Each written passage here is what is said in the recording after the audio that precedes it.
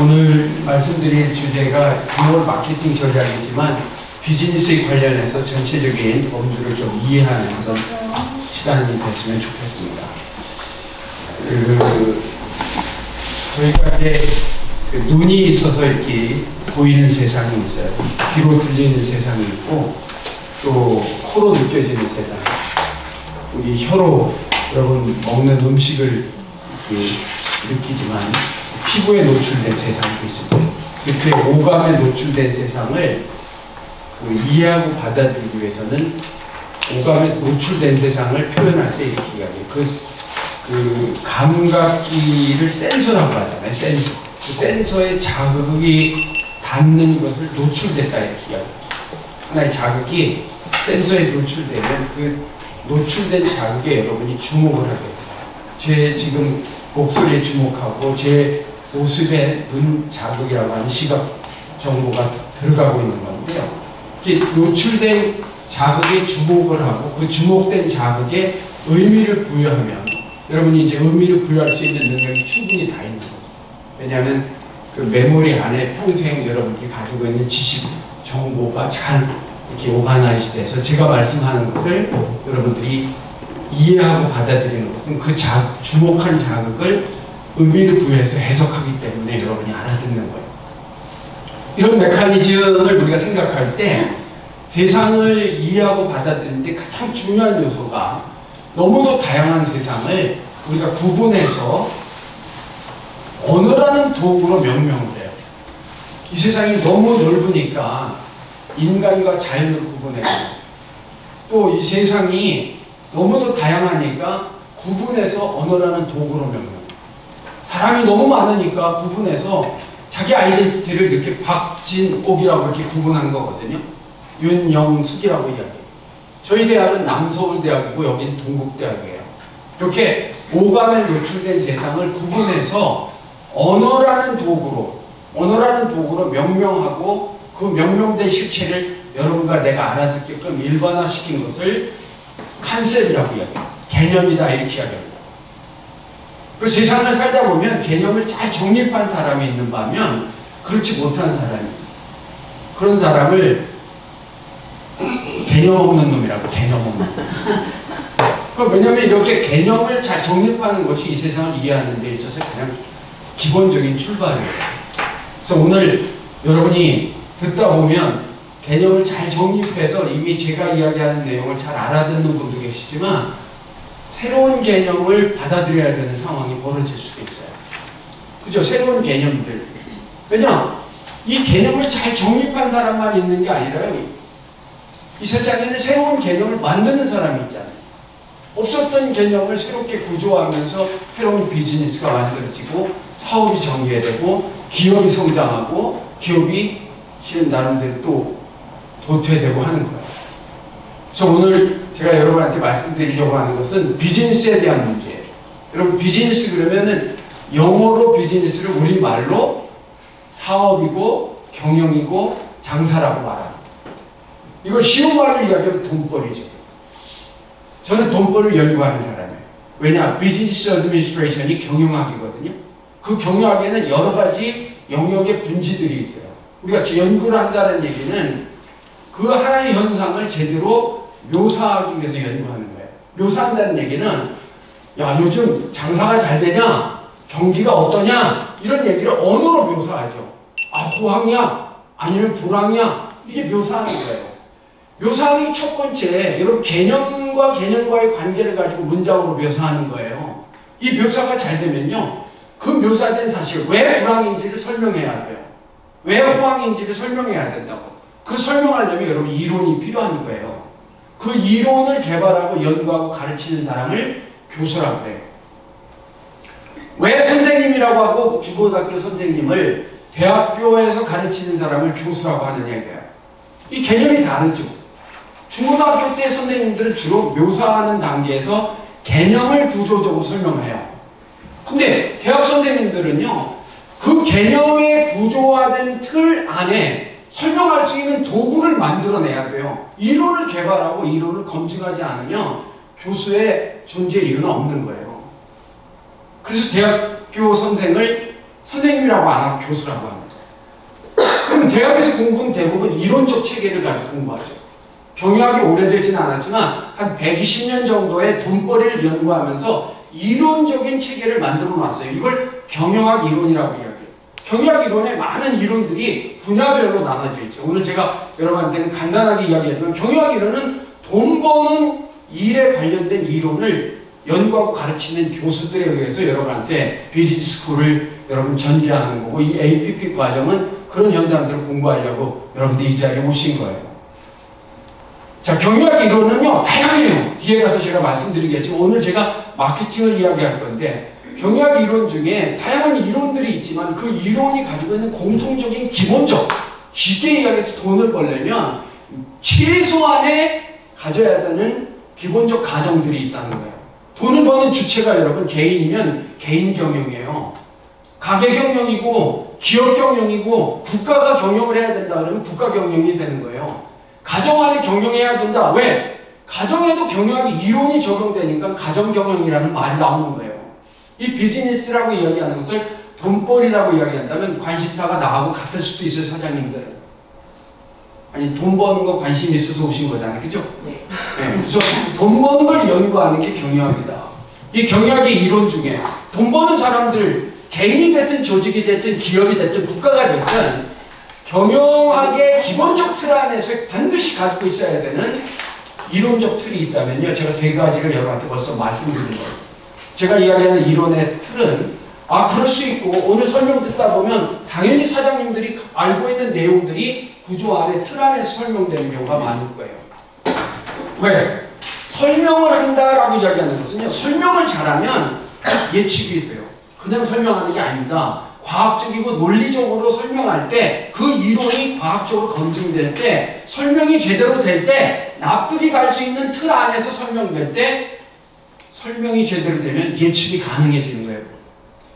지금 불황이다라고 이야기하는 이 불황 틀 안에 설명을 잘하면요, 여러분 앞으로 어떤 회사가 망할 건지가 보이는 거예요. 그래서 연구하는 거죠. 그렇죠? 어떻게 비즈니스가 돌아갈 건지, 돈이 어떻게 돌아갈 건지에 대해서 예측할 수 있다면 여러분 통제 방안을 강구해야죠.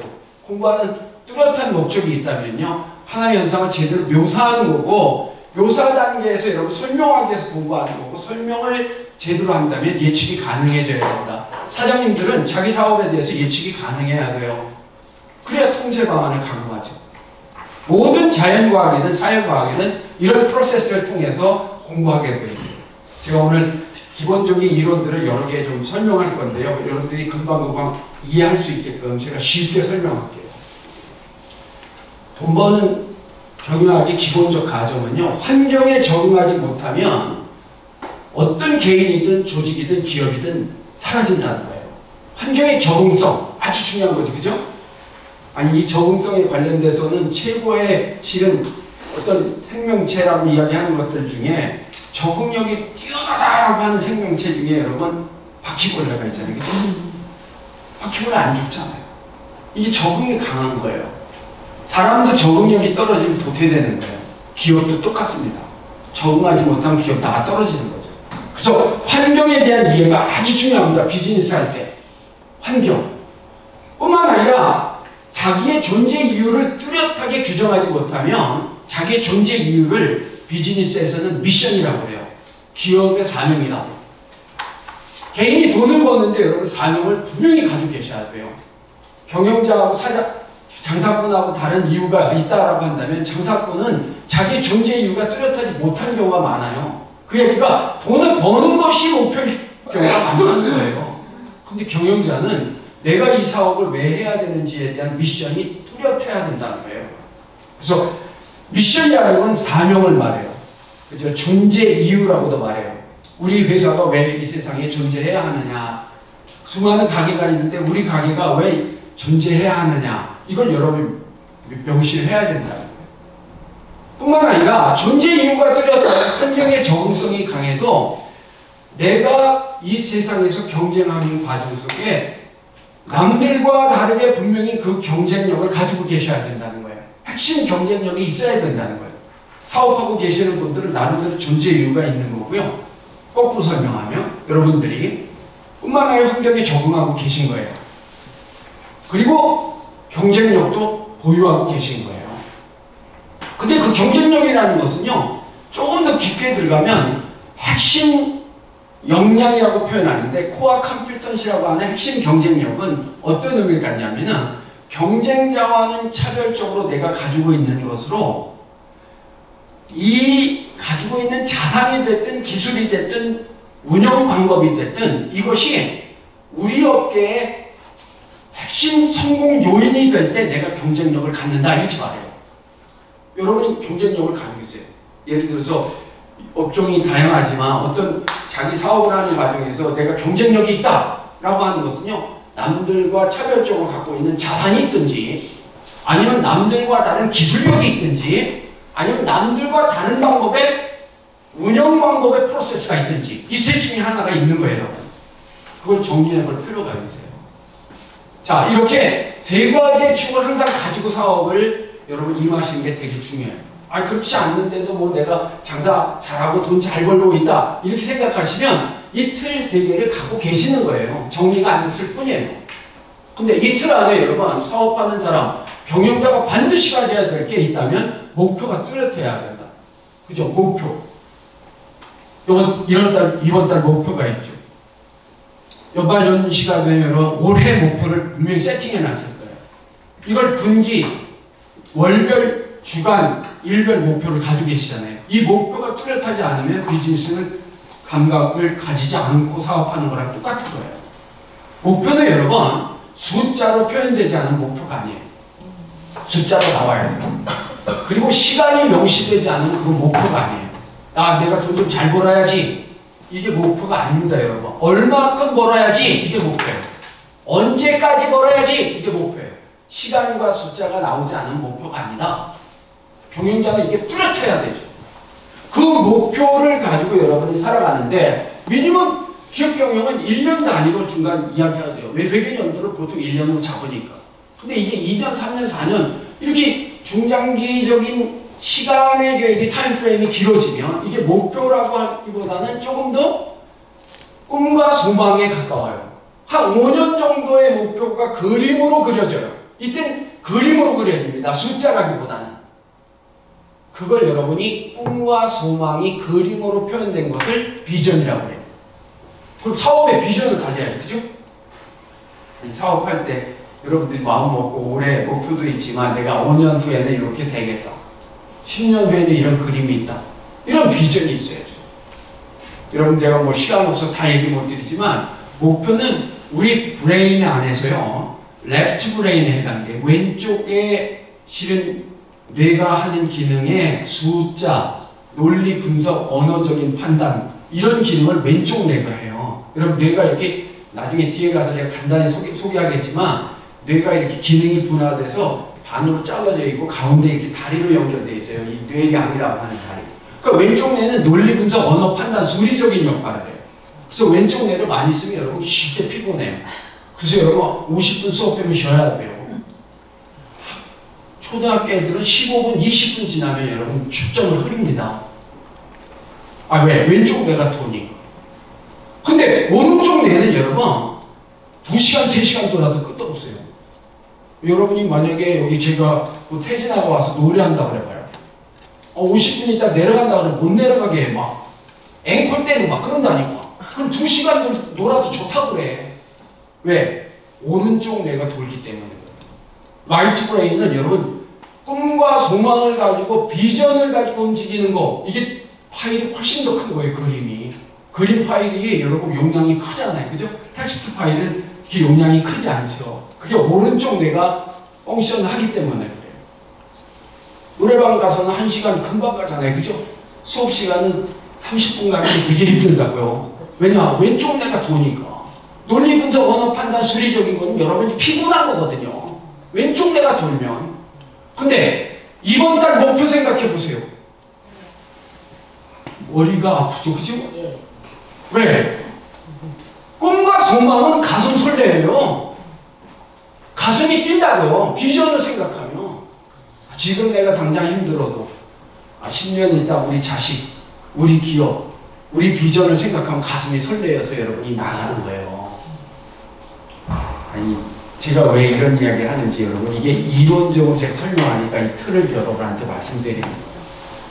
그 비전 후에 여러분 다시 사명으로 연결되잖아요.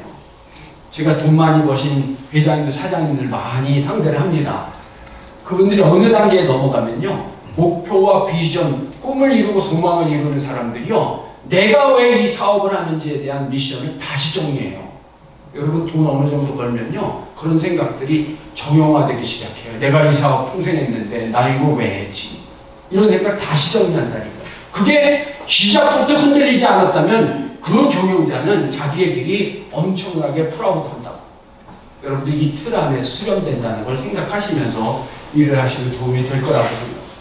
그럼 미션은 뭐냐? 뒤에 가서 제가 얘기하지만 내가 무슨 사업을 하고 있고 나는 도대체 고객에게 무엇을 가져다 주고 내가 고객이 원하는 바의 가치를 어떻게 창출하면서 우리 사업은 어떻게 되고 그걸 어떻게 돼야만 하는지에 대해서 문장으로 여러분 써놓는 거, 그게 기업의 사명문입니다. 미션 스테이트먼트라고 하는. 기업에는 이런 사명문이 다 써 있어요. 기업에 가면. 아무리 작은 사업을 하더라도 이거 하나만큼은 정리해서 여러분들이 붙여놓고 사업을 하신다면 마음가짐이 달라질 거라고 봐요.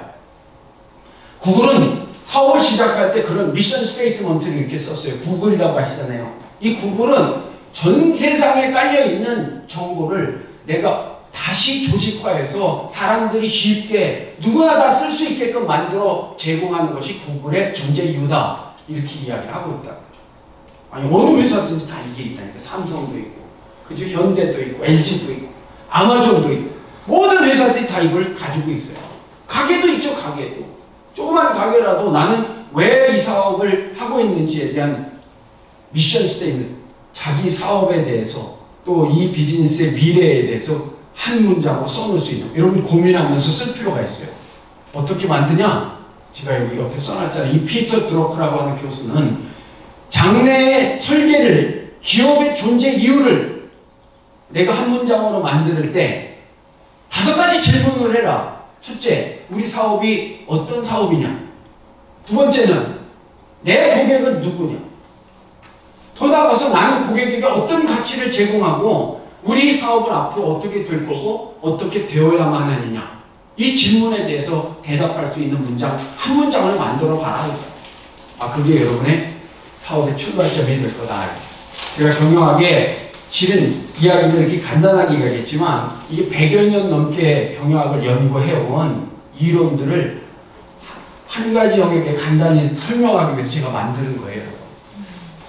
아까 피터 드러크는 그런 구조를 만들 수 있게끔 실은 나름대로 연구 기반들을 만들어 줬다라고 해요. 여러분 경영학은요, 제조기업이 중심이 되는 산업사회가 시작되고 나서 만들어진 거예요. 경영학은. 돈 버는 걸 연구하는 것은 경제학에서 튀어나왔죠. 그래서 제조기업이 어떻게 돈을 버느냐 연구를 해서 첫 번째 만든 게 어떻게 하면 많이 만드느냐. 왜? 공장에서 물건 없어서 못 팔아먹을 때인데 어떻게 하면 많이 만드느냐. 이래서 여러분 생산성이라고 하는 개념이 나온 거예요. 투입분의 산출이잖아요. 이게 여러분 생산성이에요. 사람에 관련되면 노동 생산성이, 그죠? 기계에 관련된 기계 생산성이고, 이 생산성 개념이 나온 거예요. 공장에서 어떻게 하면 많이 만드냐 이거 연구하다가 그 다음에 봤더니 돈을 버는데 이게 많이 만드는 건 좋지만 사람이 돈을 버는데 사람을 어떻게 관리할 거냐. 우리 사업하시다 보면 사장님이 돈을 번다라고 이야기할지 모르지만 돈은 종업원이 벌어주는 거예요. 여러분 종업원 뽑기가 쉽지 않잖아요. 사람 뽑기가. 사람이 얼마나 힘듭니까? 그죠? 아니 그 옛날에 미국에서 경영학이 만들어지고 두 번째 고민했던 게 사람을 어떻게 채용하고 선발하고 교육해서 이걸 배치시키고 전환시키고 승진, 복리, 후생을 어떻게 해야 되느냐 이걸 연구한 게 인사관리예요. 여러분 사람 한 명이라도 내가 채용해서 쓰고 있다면 인사관리를 잘해야 되는 거예요. 인사관리. 2명, 3명 되면 사람들 관리 잘해야 되죠. 그죠? 이게 인사관리. 두 번째 아들입니다. 경영학에. 세 번째 아들은 여러분 돈을 봤더니 사람보다 돈을 버는 데 있어서 돈이 돈을 벌더라는 걸 깨달은 거예요. 사장님들이.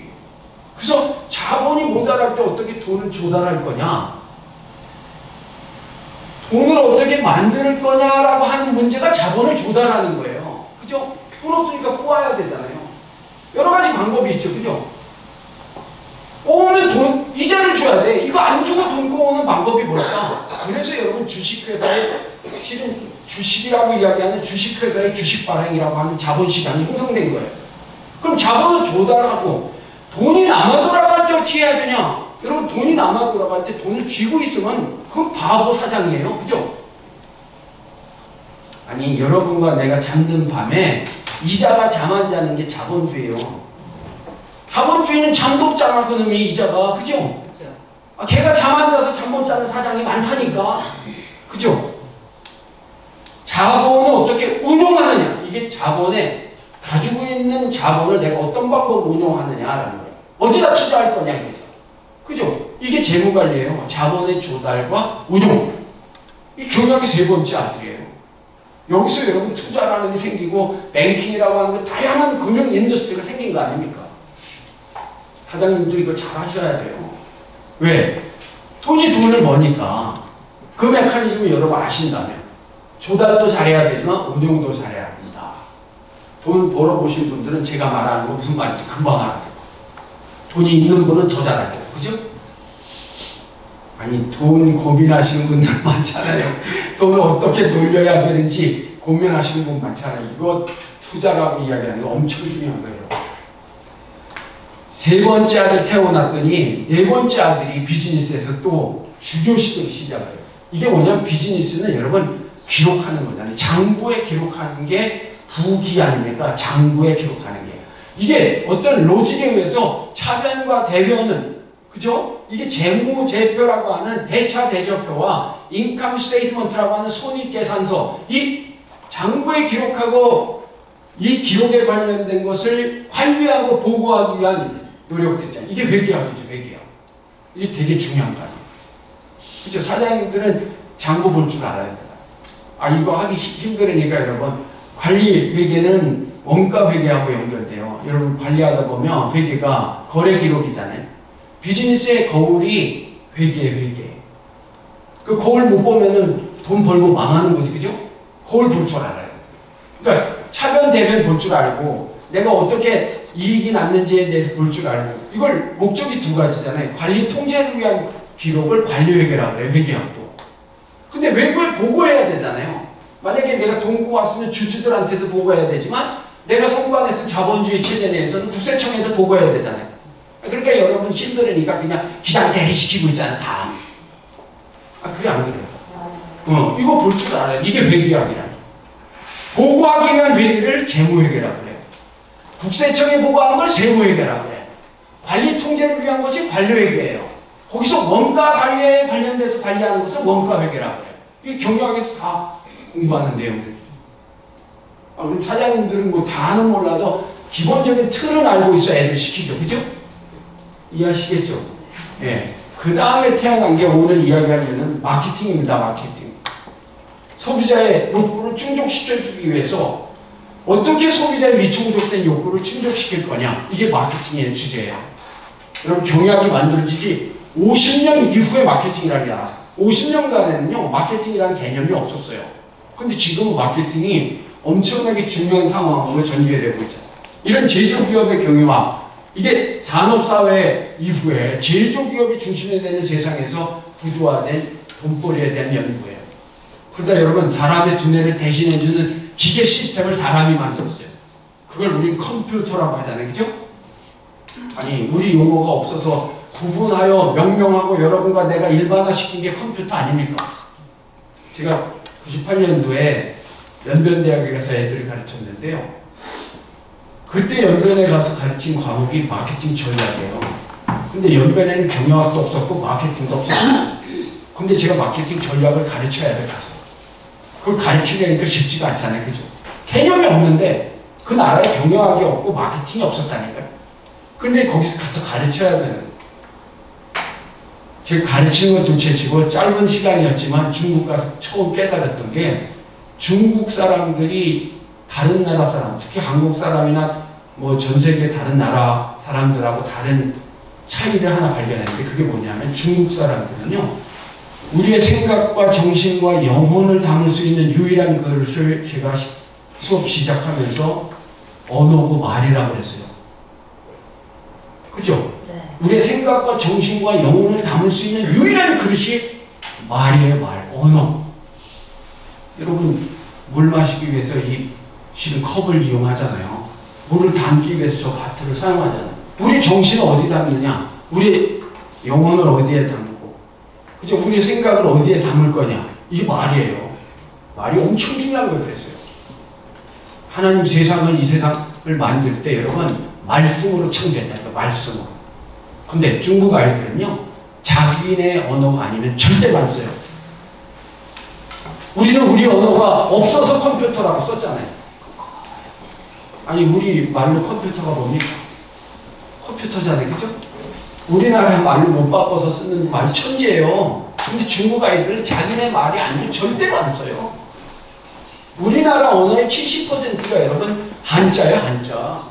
한국말 잘하려면 한자 잘해야 돼요, 그죠?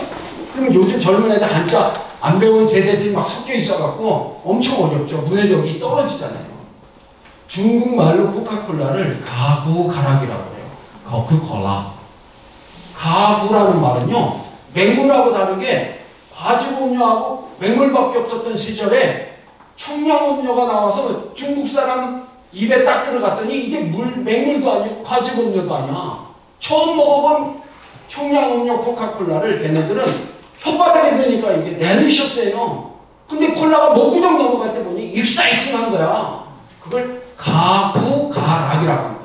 한문으로 거크거라. 컴퓨터를 중국말로 뭐라 그러냐면요, 땜이요. 그죠? 뭡니까? 전기 꽂으면 돌아가는 고리다 이거예요. 전기 전자에 두뇌 몇 자잖아요. 여러분, 전기 꽂으면 웬만한 고리보다 나은 거예요, 컴퓨터가. 이게 만들어지고 세상은 뒤집어졌잖아요, 그죠?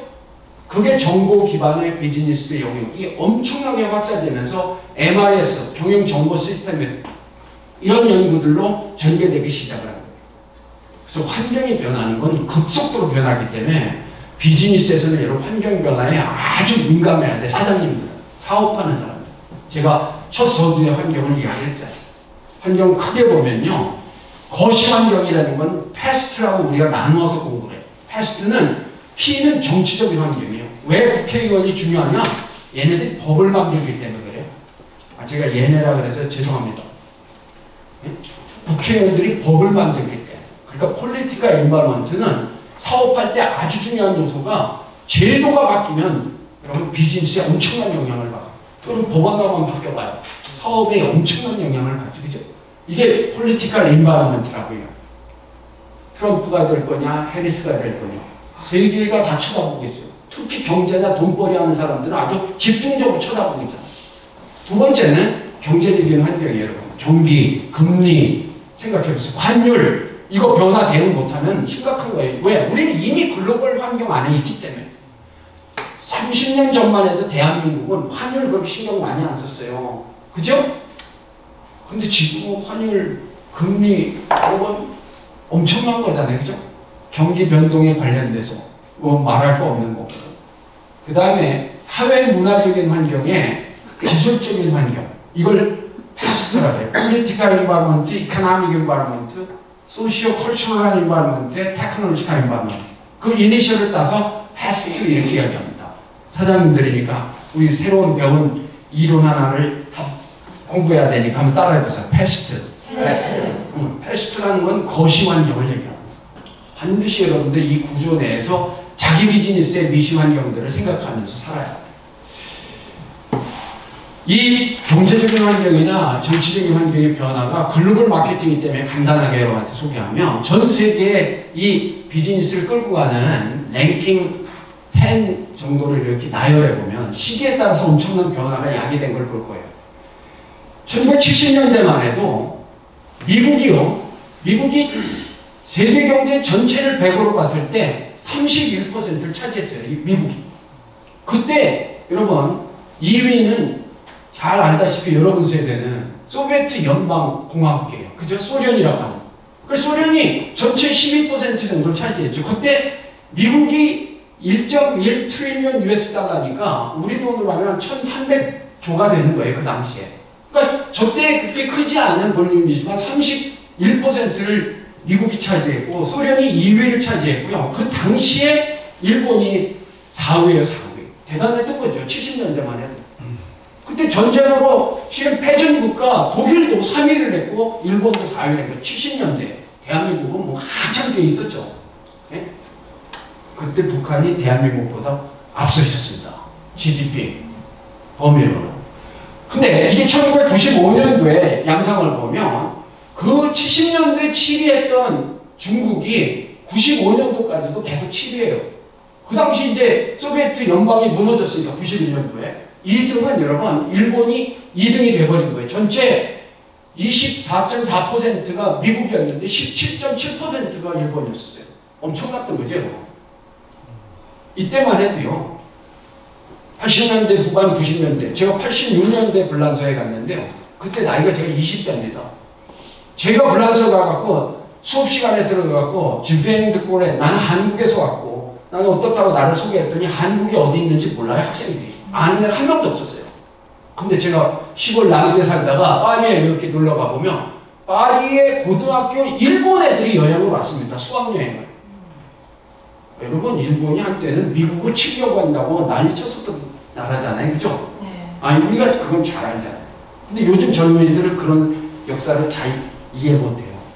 제가 불란서 갔다 왔을 때만 해도 와서 대학교 4학년이었는데 한국에 돌아와서 그때 일본 가서 4학년 때 휴슈다이가쿠에 제가 잠깐 갔었어요. 4학년 때 갔는데 그때 일본 저는 그냥 위로 보이는 거예요. 그냥 존경스럽죠. 일본 가고 싶고 아니 우리가 뭐 따라가기가 어려운 그런 나라라고 생각하면서 대학 생활을 보내고 좀 자랐는데 요즘 한국 대학생들 일본 애들을 졸로 봅니다.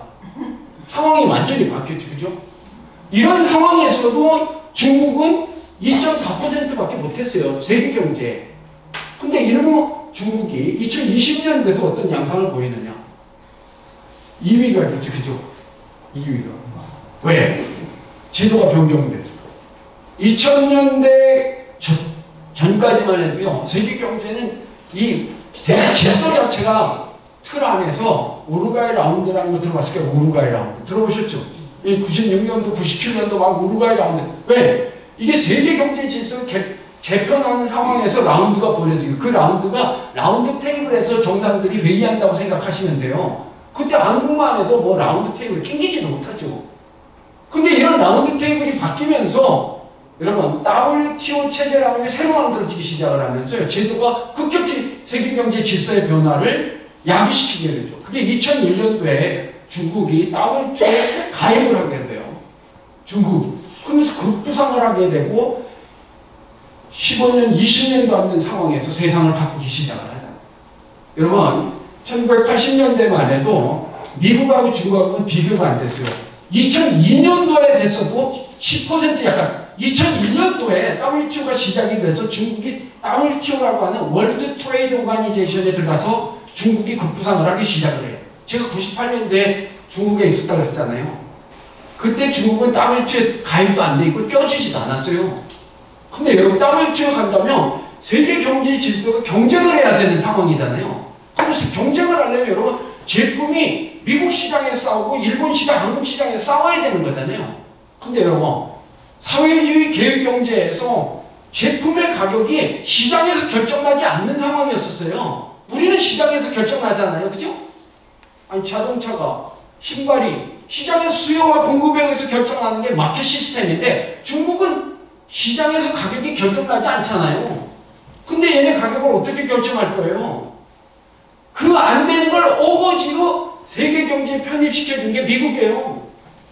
10,000개 이상의 아이템을 가격을 결정해줬어요. 그리고 수출해라 그랬다니까요.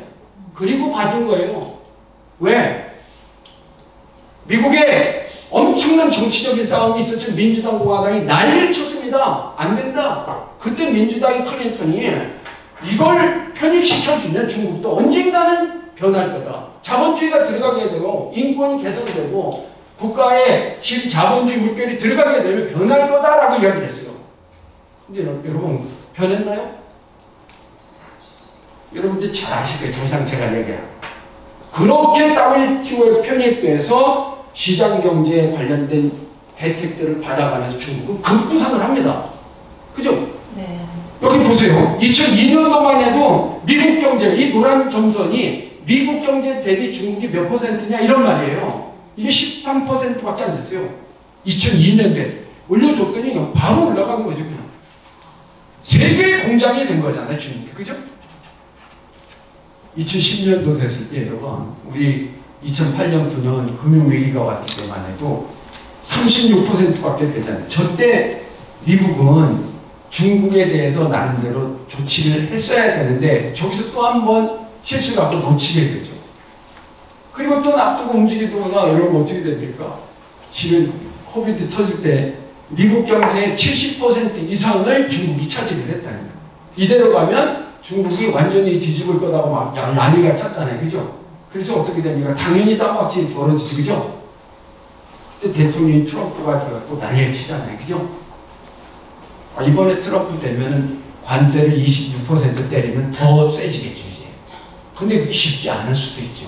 왜? 너무 많이 올라와 있는 상태에서 통제하기란 쉽지 않을 거다. 제가 왜 이런 이야기를 하면 감각적으로 여러분이 이해를 하신다면 세상은 어떻게 돌아가는지를 느끼실 수 있다. 자, 경제적으로 제가 간단하게 설명하고 제도적으로 이야기했는데요. 그러면 이 세 번의 포인트를 지나서 앞으로 어떻게 될 거냐? 엄청나게 여러분 경제적인 것뿐만 아니라 기술적으로 이미 전쟁이 극심하게 벌어지고 있다 이렇게 생각하셔야 돼요. 이런 전쟁들은 기술적으로 여러분 확연하게 나타나기 시작을 하죠. 제가 실리콘밸리를 한 20년 왔다 갔다 했습니다.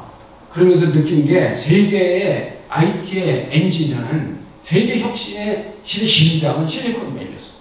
여러분 1950년대 2차 대전이 끝나고 미국은 국방 산업에 집중하면서도 기술을 국방에서 연구되고 대학에서 연구된 기술들을 상용화시키는 데 역할을 많이 해요.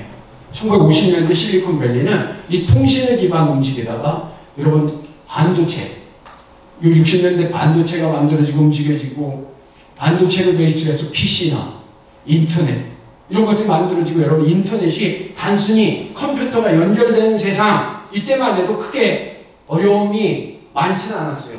세상을 뒤집고 이러기에는 쉽지는 않았다고.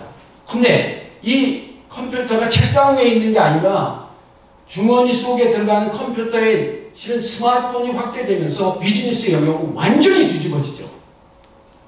지금은 폰이 없이는 살 수 없는 포노 사피엔스 세상에 살고 있는 거예요. 여러분 폰 없으면 아무것도 못합니다. 그죠? 아무것도 못하죠. 금융 카드도 하나 못 만들어요. 폰이 없으면. 생활할 수가 없는 환경이 돼버렸죠. 이런 환경의 변화가 앞으로 변화되는 과정 속에 또 다른 변화를 야기시키게 돼요. 여러분 잘 알다시피 이 사물 인터넷이라고 하는 것은 여러분 IoT 베이스로 움직여진 거예요. IoT는 인터넷 오브 띵스라고 해요. 따라해보세요. IoT. 제가 2016년에 다보스 포럼에서 디지털 트랜스포메이션이라는 말이 나옵니다. 한번 따라해보세요. 디지털 트랜스포메이션. 이거 뭐냐면 디지털로 전환된다 이런 말이에요. 그게 2016년에 디지털 트랜스포메이션이 딱 오고 있는데 이때 제가 학교에서 아이들한테 어떻게 가르쳤냐면 디지털 트랜스포메이션은 김정은이가 난리를 치는 ICBM으로 가르쳤어요. 제가 ICBM 여러분 들어보셨죠? 아니 ICBM이라고 뉴스에서 이렇게 들어보지 않았어요? 이때 ICBM은 인터컨티넨탈이라는 얘기는 대륙 간의 이런 얘기예요. 발리스틱 미슬, 대륙 간 탄도미사일을 ICBM이라고 해요. 영어로. 근데 제가 그 대륙 간 탄도미사일을 가르친 게 아니고 ICBM을 이렇게 가르쳐요. IoT는 인터넷 오브 띵스를 말해요. 이건 사물 인터넷이라는 말이에요. 사람이 연결되어 있는 인터넷이 아니라 기계와 기계가 연결되어 있는 인터넷을 사물 인터넷이라고 해요. 여러분 지금 사물 인터넷이 다 연결돼서 여러분한테 서비스를 하고 있는 거예요. 길에 가면 수많은 카메라들이 있잖아요. 그죠? 길가에. 그 길가에 여러분들이 GPS를 딱 차에 타갖고 키면 길가에서 센서가 데이터를 딱 끌어모으죠. 카메라가 자동차 지나가는 걸 다 끌어모으잖아요. 이게 IoT죠. 이 끌어모은 자료를 어디로 올라가냐면 클라우드로 가요. 클라우드 C. 이 구름 위로 올라가는 구름 위로 데이터가. C. 클라우드 따라해보세요. 클라우드. 이 클라우드 안에 엄청난 데이터가 쌓이는 걸 빅데이터라고 여러분 생각하시면 돼요. 빅데이터. 따라해보세요. 빅데이터. 빅데이터. 자, I, 인터넷 오브 띵스, C, 클라우드, B, 빅데이터예요. 그 다음에 M이라는 게 머신 러닝이라고 해서 기계 학습이라고 하는 걸로 여러분 이해하면 돼요. 지금 AI라고 생각하면 돼요.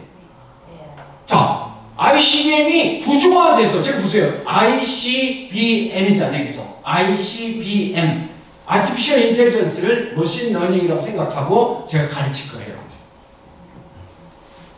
이게 디지털을 전환시키는 거다. 우리 삶 속에서 모든 것을 아날로그에서 디지털로 바꿔버리는 세상으로 가고 있잖아요, 지금. 이렇게 해서 여러분 2016년에부터 전개하기 시작해서 산업계, 기업의 모든 사람들이 디지털 전환을 막 진행하고 있는 상황에 이런 기술들이 구조화되면서 여러분 2022년 지금부터 한 1년 9개월, 10개월 전 11월 30일 날 챗 GPT 3.5가 튀어나온 거예요. 들어보셨죠? 챗 GPT. 안 들어보셨으면 이상한 거예요. 챗 GPT 들어보셨죠? 챗이라는 얘기는 채팅한다는 거예요. 나하고 채팅. GPT라는 건 제가 뒤에 가서 조금 설명할게요. 이게 GPT는 Generative Pre-trained Transformer다 이렇게 말해요. 이거는 사전에 학습된 생성 전환이라고 이야기하는 개념에 여러분 알고리즘 베이스의 인공지능이 서비스로 제공되기 시작한 걸 챗 GPT라고 표현해요. 오늘 여러분이 그런 얘기도 조금 공부를 하고 갈 거라고 생각합니다. 미국에서 여러분, 미국에서 하나의 기술이 나와갖고 쫙 퍼져서 한 1억 명 정도 쓰는데 시간이 얼마나 걸렸는지 기술적으로 이렇게 표현한 게 있어요. 그게 뭐냐? 전화는 미국에서 태어나갖고 1억 명 쓰는데 75년이 걸렸습니다. 일반 전화. 근데 월드와이드 웹이라고 하는 인터넷은 만들어지고 1억 명 쓰는데 한 7년 걸렸어요. 7년. 근데 월드와이드 웹이 7년 걸렸는데 트위터 알죠? 우리 카카오톡이나 뭐 트위터. 이 트위터 SNS가 만들어지고 1억 명 걸리는데 5년이 걸렸다고요. 그리고 왓츠앱이나 인스타그램, 페이스북에 인스타그램 애들 하는 거 알죠? 인스타. 이게 나와갖고 1억 명 쓰는데 걸린 게 2년 반 걸렸어요. 2년 반. 근데 챗 GPT가 2022년 11월 30일 날 나왔는데 얘가 나오고 1억 명 걸리는데 2달 걸렸어요. 이해하시겠죠? 지금 챗 GPT 안 쓰는 분이면 이상한 거야. 아니, 안 쓰는 분이 계신 것 같아. 카카오톡 쓰시죠? 네. 카카오톡에서 친구 찾기 하다가 오늘 조금 이따 쉬는 시간에 하세요. 카카오톡 열고 친구 찾기에서 ASK, UP, 업이요. 업이라고 하는 것을 쳐서 딱 뜨면 걔를 친구 선택해갖고 맨 꼭대기에다 고정시키세요. 그게 카카오톡의 기본 AI입니다. 챗GPT입니다. 그리고 여러분이 거기다가 쓰고 여러분들이 원하는 걸 갖다가 써서 물어보세요. 그거 귀찮으면 눌러갖고 말로 물어보세요. 나 이제 전주 가야 되는데 어떻게 가는 게 가장 빠르냐? 그럼 바로 대답해요. 바로 대답한다. 걔가. 카카오톡 안에 있는 거 카카오톡에 친구 있을 거 아니에요. 그 친구 찾기에서 개똥이를 찾지 말고 에스크업을 찾으라니까. 에스크업이라는 친구를 찾으시라. ASKUP. 네, 에스크업이라는 거 찾아서 어떻게? 그걸 해도 되고 아무거나 해도 돼. 근데 기본적으로 뭐 에스크업을 쓰면 친구가 214만 명이 가장 기본으로 가르치려고 제가 말했어요. 자, 그건 뒤로 하고 지금 하면은 뭐 제가 공부할 시간이 없으니까, 그죠? 네. 이러한 현상들은 AI가 어떤 일을 만들어내는지를 제가 여러분한테 좀 설명하려고 해요. 저는 마케팅 선생이잖아요, 그죠? 근데 마케팅에서 우리가 1950년대 컴퓨터가 나오기 전에 1950년대는 회사에서 마케팅 계획을 짠다. 마케팅 계획을 짠다 그러면 종이에다가 짜야 될 거 아니에요. 그죠? 그때는 전국의 아날로그 시대에는 마케팅 계획 짠다 그러면 한 달 걸리고, 한 달 반 걸리고, 그래. 2달 걸리고. 이게 달로 베이스가 움직여진다. 근데 컴퓨터가 나와서 PC가 나오고 1960년에서 80년대는요, 마케팅 계획한다 그러면 컴퓨터 가지고 움직이니까 한 일주일이면 짜는 거예요. 근데 이게 인터넷이 확대되고 클라우드 형태 90년대, 2010년도에 이 클라우드 환경 안에서는요, 마케팅 계획 그러면 하루면 짜요, 하루면. 근데 그럼 챗 GPT가 튀어나와서 지금은 여러분 챗 GPT는 리얼타임이에요. 챗 GPT 써보신 분은 분명 아시겠지만 노트북에서 챗 GPT 써보세요. 그래갖고 여러분이 프롬프트에다 질문해보세요. 그 전에 그냥 다 짜주지, 그치? 강의에서 짜주고 논문도 써주고 논문도 써주고 뭐 강의 계획서도 써주고 여러분이 원하는 거 다 해주지 다. 네. 다 해주죠. 다 해주죠. 그런 상황으로 지금 진행이 되고 있으니 세상이 어떻게 변해가는 이 사업도 마찬가지죠. 이런 영역 안에서 여러분들이 대응을 하셔야 돼요. 과거 50년의 컴퓨터는 계산기였다 이렇게 생각하시면 계산기였다. 뭐 제가 이런 장표는 좀 전문적인 얘기인데요. 컴퓨터를 만들 때 폰 노이만은 이 구조를 인풋, 투입과 산출, 그 다음에는 메모리라는 거 알잖아요. 여러분 메모리, 그죠? 메모리가 있고 그 다음에 CPU가 있고 이 CPU 유닛과 메모리, 인풋, 아웃풋 이게 컴퓨터의 기본 구조예요. 이때 컴퓨터는 뭐야? 어떻게 하면 빨리 계산하느냐? 이게 실은 과거 50년간의 컴퓨터 싸움이라고 봐요. 근데 앞으로 컴퓨터는 어떤 양상이냐? 여러분 엔비디아라는 회사 많이 들어봤어요? 네. 엔비디아 들어봤죠? 네. 엔비디아는 여러분 CPU를 만드는 회사가 아니라 GPU를 만들어서 돈을 벌고 세계적인 기업이 된 거예요. 그러니까 한때는 세계에서 최고 큰 기업이었었죠. 한때. 지금 한 2등, 3등 왔다 갔다 합니다. 왜냐면 주가가 오르면 1등도 되고 밀리면 2등, 3등 이렇게 되는 거예요. 그럼 이 엔비디아가 만든 칩이 GPU라는 건데 여러분 CPU는 우리 컴퓨터에서 중앙연산 처리 장치를 말하죠. 여기서 중요한 걸 여기서 처리하는 거예요. 계산하는 거. 근데 이 GPU는 CPU가 아닌 간단한 계산을 빨리 많이 처리하는 걸 그래픽 프로세스 유닛이라고 해요. 그래픽 프로세스 유닛이라고 해서 GPU라고 표현해요. 근데 얘네는 복잡한 계산을 오래 걸려서 막 하는 게 아니라 컴퓨터의 CPU 칩이 아니라 간단하고 많은 일을 빨리빨리 처리하기 위해서 만든 반도체 칩이라고 생각하시면 돼요. 근데 얘가 얼마큼 계산이 빠르냐? 여러분 엔비디아가 이 칩이 버전이 계속 커져가고 있는데 얘네가 V100이라는 칩이 있어요. V100. 이 V100이 1초에 몇 번을 계산하냐면 더하기 빼기를 125조 번을 해요. 1초에.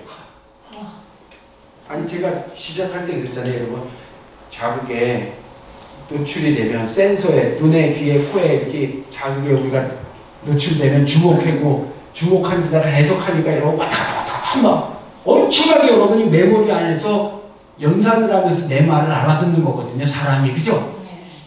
아니 사람 못지않게 어떻게 보면 사람보다 빠르게 계산을 하는 거지 얘가. 아니 그게 V100이었어요. 근데 이걸 버전을 업 시켜서 만든 게 A100이라는 거예요. A100 칩. 이 A100이 하나가 한때는 8천만 원 정도 했어요. 지금은 가격이 떨어져서 한 5천만 원, 4천만 원 정도 해요. 제가 실은 한 5천만 원짜리 A100을 제가 선물로 하나 받은 게 있거든요. 이렇게. 아니 내 동생이 엔비디아에 있어요. 제 동생이 제가 연구한다고 뭐 일한다고 그러니까 나한테 하나 그냥 이렇게 지네가 만들어 놓은 거 하나 줬었는데 이 A100은요 초당 V100보다는 훨씬 파워풀한 거예요. A100이. 그럼 이 A100을 뒤로 하고 H100이라는 걸 또 만든 거예요. 근데 챗 GPT가 CPU를 여러 개 받고 움직였고 GPU를 넣어서 계산 연산을 해갖고 챗 GPT를 만든 거거든요. 거기에 들어간 칩이 몇 개냐면요. A백이 10,000개 정도 들어갔어요. 10,000개. 10,000개 들어가서 100일 동안 이 컴퓨터를 돌린 거예요. 어떻게? 2000년대 인터넷이 만들어지고 전 세계에 깔려있는 인터넷 선상에 있는 정보를 한꺼번에 다 계산한 거예요. 100일 동안. 이 컴퓨터 10,000대가, CPU 10,000대가 100일 동안. 이거 돌리는데 1조가 드는 거예요. 1조. 이해하시겠죠? 그렇게 해서 계산을 해내서 만들어 응답할 수 있는 결과를 만들어낸 플랫폼이 라지 랭귀지 모델 베이스의 챗 GPT 3.5가 만들어진 거예요. 아, 이걸 계산했더니, 제가 계산해봤어요. 챗 GPT한테 시켜가고. 계산했더니, 1초에 이 챗 GPT가 계산한, 그게 연산을 몇 번 하는지, 초당 계산이 몇 번인지를 제가 계산했더니, V백이 125점이잖아. 거기에 A백이 20배가 크거든요? 그럼 20을 곱했고, 60초가 1분이니까 60초 곱하고, 60분이 1시간이니까 60분 곱하고, 하루가 24시간이니까 24를 곱하고, 100일 동안 곱해서 10,000대를 곱했더니 2160억 경을 계산한 거예요. 경 알죠? 경. 아니, 경은 이제 조 단위가 9,999조 되고 다음에 경이잖아요. 그죠? 그렇게 계산해서 만들어진 게 챗 GPT 3.5다. 이렇게 생각하시면 돼요. 쉽게 다시 설명하면요.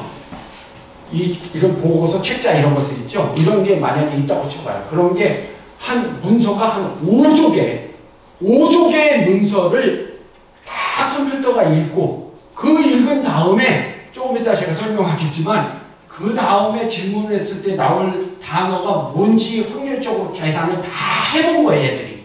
그래서 물어보면 그 다음에 지가 계산해서 답을 만들어낸다 이거죠. 만들어낸다. 인공지능이.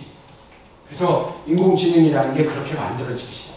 여러분 뭐 이런 얘기를 하면 내가 시간이 너무 오래 걸리고 전문성이 있어서 간단하게 말씀드리면요. 인공지능은 1950년대부터 시작이 됐었어요. 컴퓨터 연구하고 이럴 때부터. 근데 이 인공지능 연구 방법이 크게 두 가지로 이렇게 나눠져요. 첫 번째 50년대 한 30년간은 이렇게 가르친 거예요. 그 당시에도 똑같이 두 가지 접근을 했는데 하나는 기계한테 세상을 가르친 거예요. 아, 이거는 고양이다. 이거는 강아지다. 이러면서 가르쳤어, 기계한테. 근데 사람이 엄마가 애를 가르칠 때 애기 데리고 다니면서 얘는 고양이다, 얘는 강아지다, 얘는 아빠다, 얘는 엄마다, 이건 학교다, 이건 책상이다 이렇게 가르치지는 않잖아요. 그죠? 아니야, 우리가 이 머리가 이렇게 성장하고 커갈 때 그러진 않잖아요. 근데 그렇게 가르치는 기반, 이걸 마빈 민스키의 실은 기호주의, 규칙 기반의 인공지능이라고 이렇게 해요. 이건 뭐 전문 용어로 제가 여러분한테 말합니다. 이렇게 연구를 진행해서 한 3, 40년을 해왔다고. 근데 실패를 했죠. 이게 세상을 가르치는 게 한계가 있다는 거야, 한계. 근데 그 당시 똑같이 인공지능을 접근하는 데 있어서요.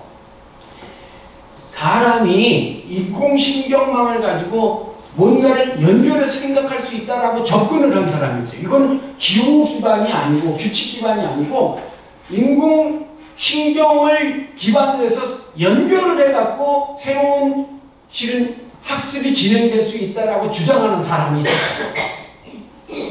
그걸 우리가 로젠블렛의 연결주의라고 하는데 이 사람이 이 민스키에 의해서 저 이론을 완전히 무시당해갖고 이 사람 나중에 자살해서 죽어요. 자살해서. 근데 나중에 알고 봤더니 이런 규칙 기반의 실은 학습이라고 이야기하는 것은 한계가 있다. 이게 문제가 있다. 이래서 성공을 못하는데 인간의 두뇌가 어떻게 구조화됐는지에 대해서 기반을 가지고 뭔가 정보와 정보를 연결시키면서 실은 학습이 진행될 수 있다는 연결주의 기반이 돼갖고 학습 이론들이 확장되기 시작을 해요. 인지학습이라고 이야기하는 개념으로 기반이 학습 이론이 전개되면서 이번에 올해 노벨상 탄 사람의 실은 여러분 제프리 힌튼이라고 한 3주 전에 뉴스에 난 사람이 있어요. 인공지능으로 노벨 물리학상을 받았잖아요. 그 사람이 제프리 힌튼이 다시 1980년대 어떤 얘기를 하냐면 딥러닝이라고 이야기하는 것을 예전에 이야기했던 연결주의 베이스로 해갖고 인공지능을 진행을 하게 돼요.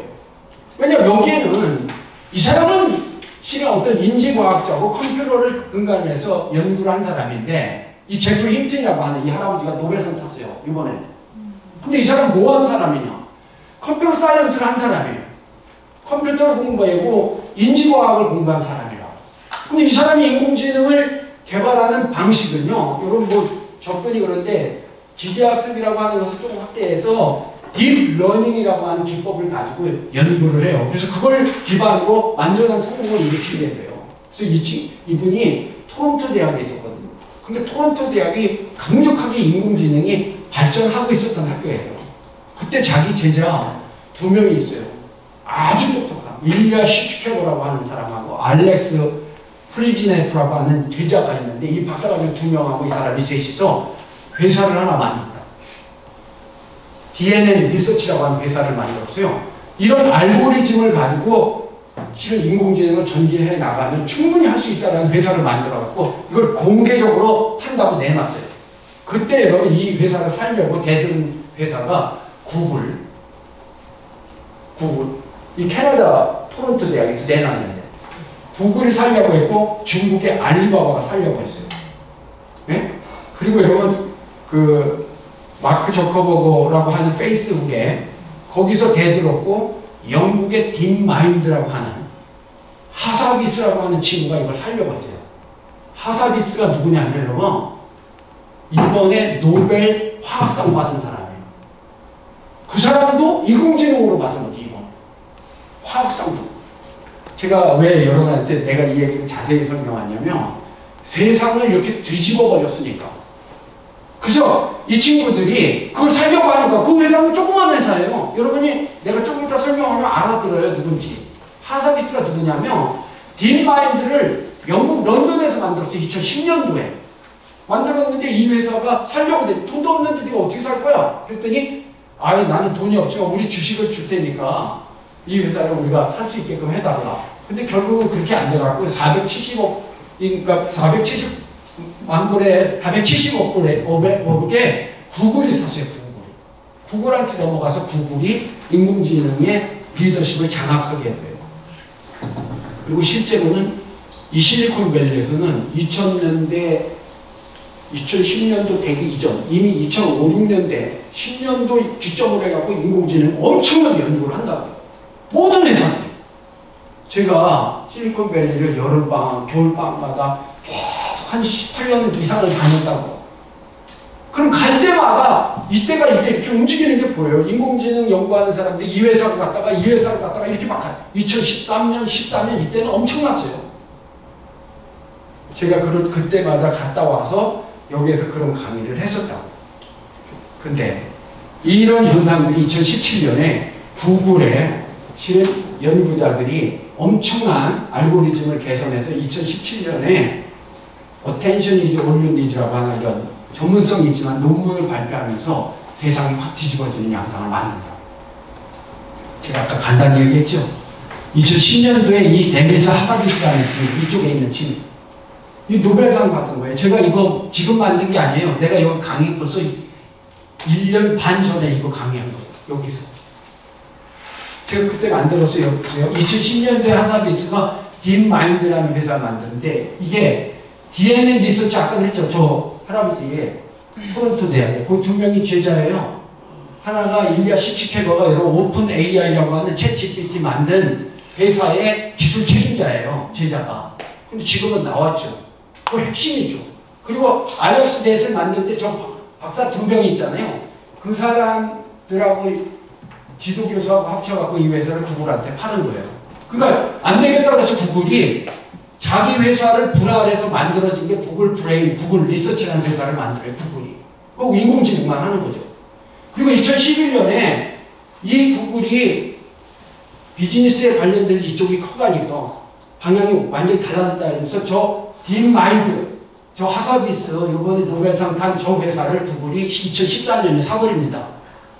사버리고 움직이니까 이때 인공지능 하는 인간들이 실리콘밸리에서 난리를 치니까 야 이러다가는 인공지능 나와서 세상 망가뜨리면 난리가 나겠구나. 이래서 2015년에 엔지니어들 몇 명들이 모여서 야, 강한 인공지능이 나와서 사람한테 위협을 주면 안 되니까 이건 막아야 된다라고 이야기해서 NGO로 시작한 게 오픈 AI가 2015년에 만들어진 거예요. 근데 그 회사가 NGO로 만들어진 회사가 챗 GPT를 2022년에 터뜨려버린 거죠. 왜냐? 그거 할 때만 해도 여러분 팔란티어의 피터 틸이라든지 여기 저 테슬라 창업자 일론 머스크 이런 애들이 만드는 거예요. 좋은 뜻으로 만드는 거죠. 근데 기업들이 인공지능을 막 치고 나가니까 구글이 여러분 딥마인드 산 다음에 2015년에 만드니까 한국에 16년에 구글이 딥마인드 가지고 와서 이세돌이하고 바둑 잡고 왔잖아요. 그때 온 게 2016년입니다. 알파고가. 그 알파고가 버전업돼서 만들어진 게 알파폴드라는 거예요. 그 알파폴드 가지고 이번에 노벨 화학상 받은 거예요. 알파폴드가 뭘 만들어냈냐?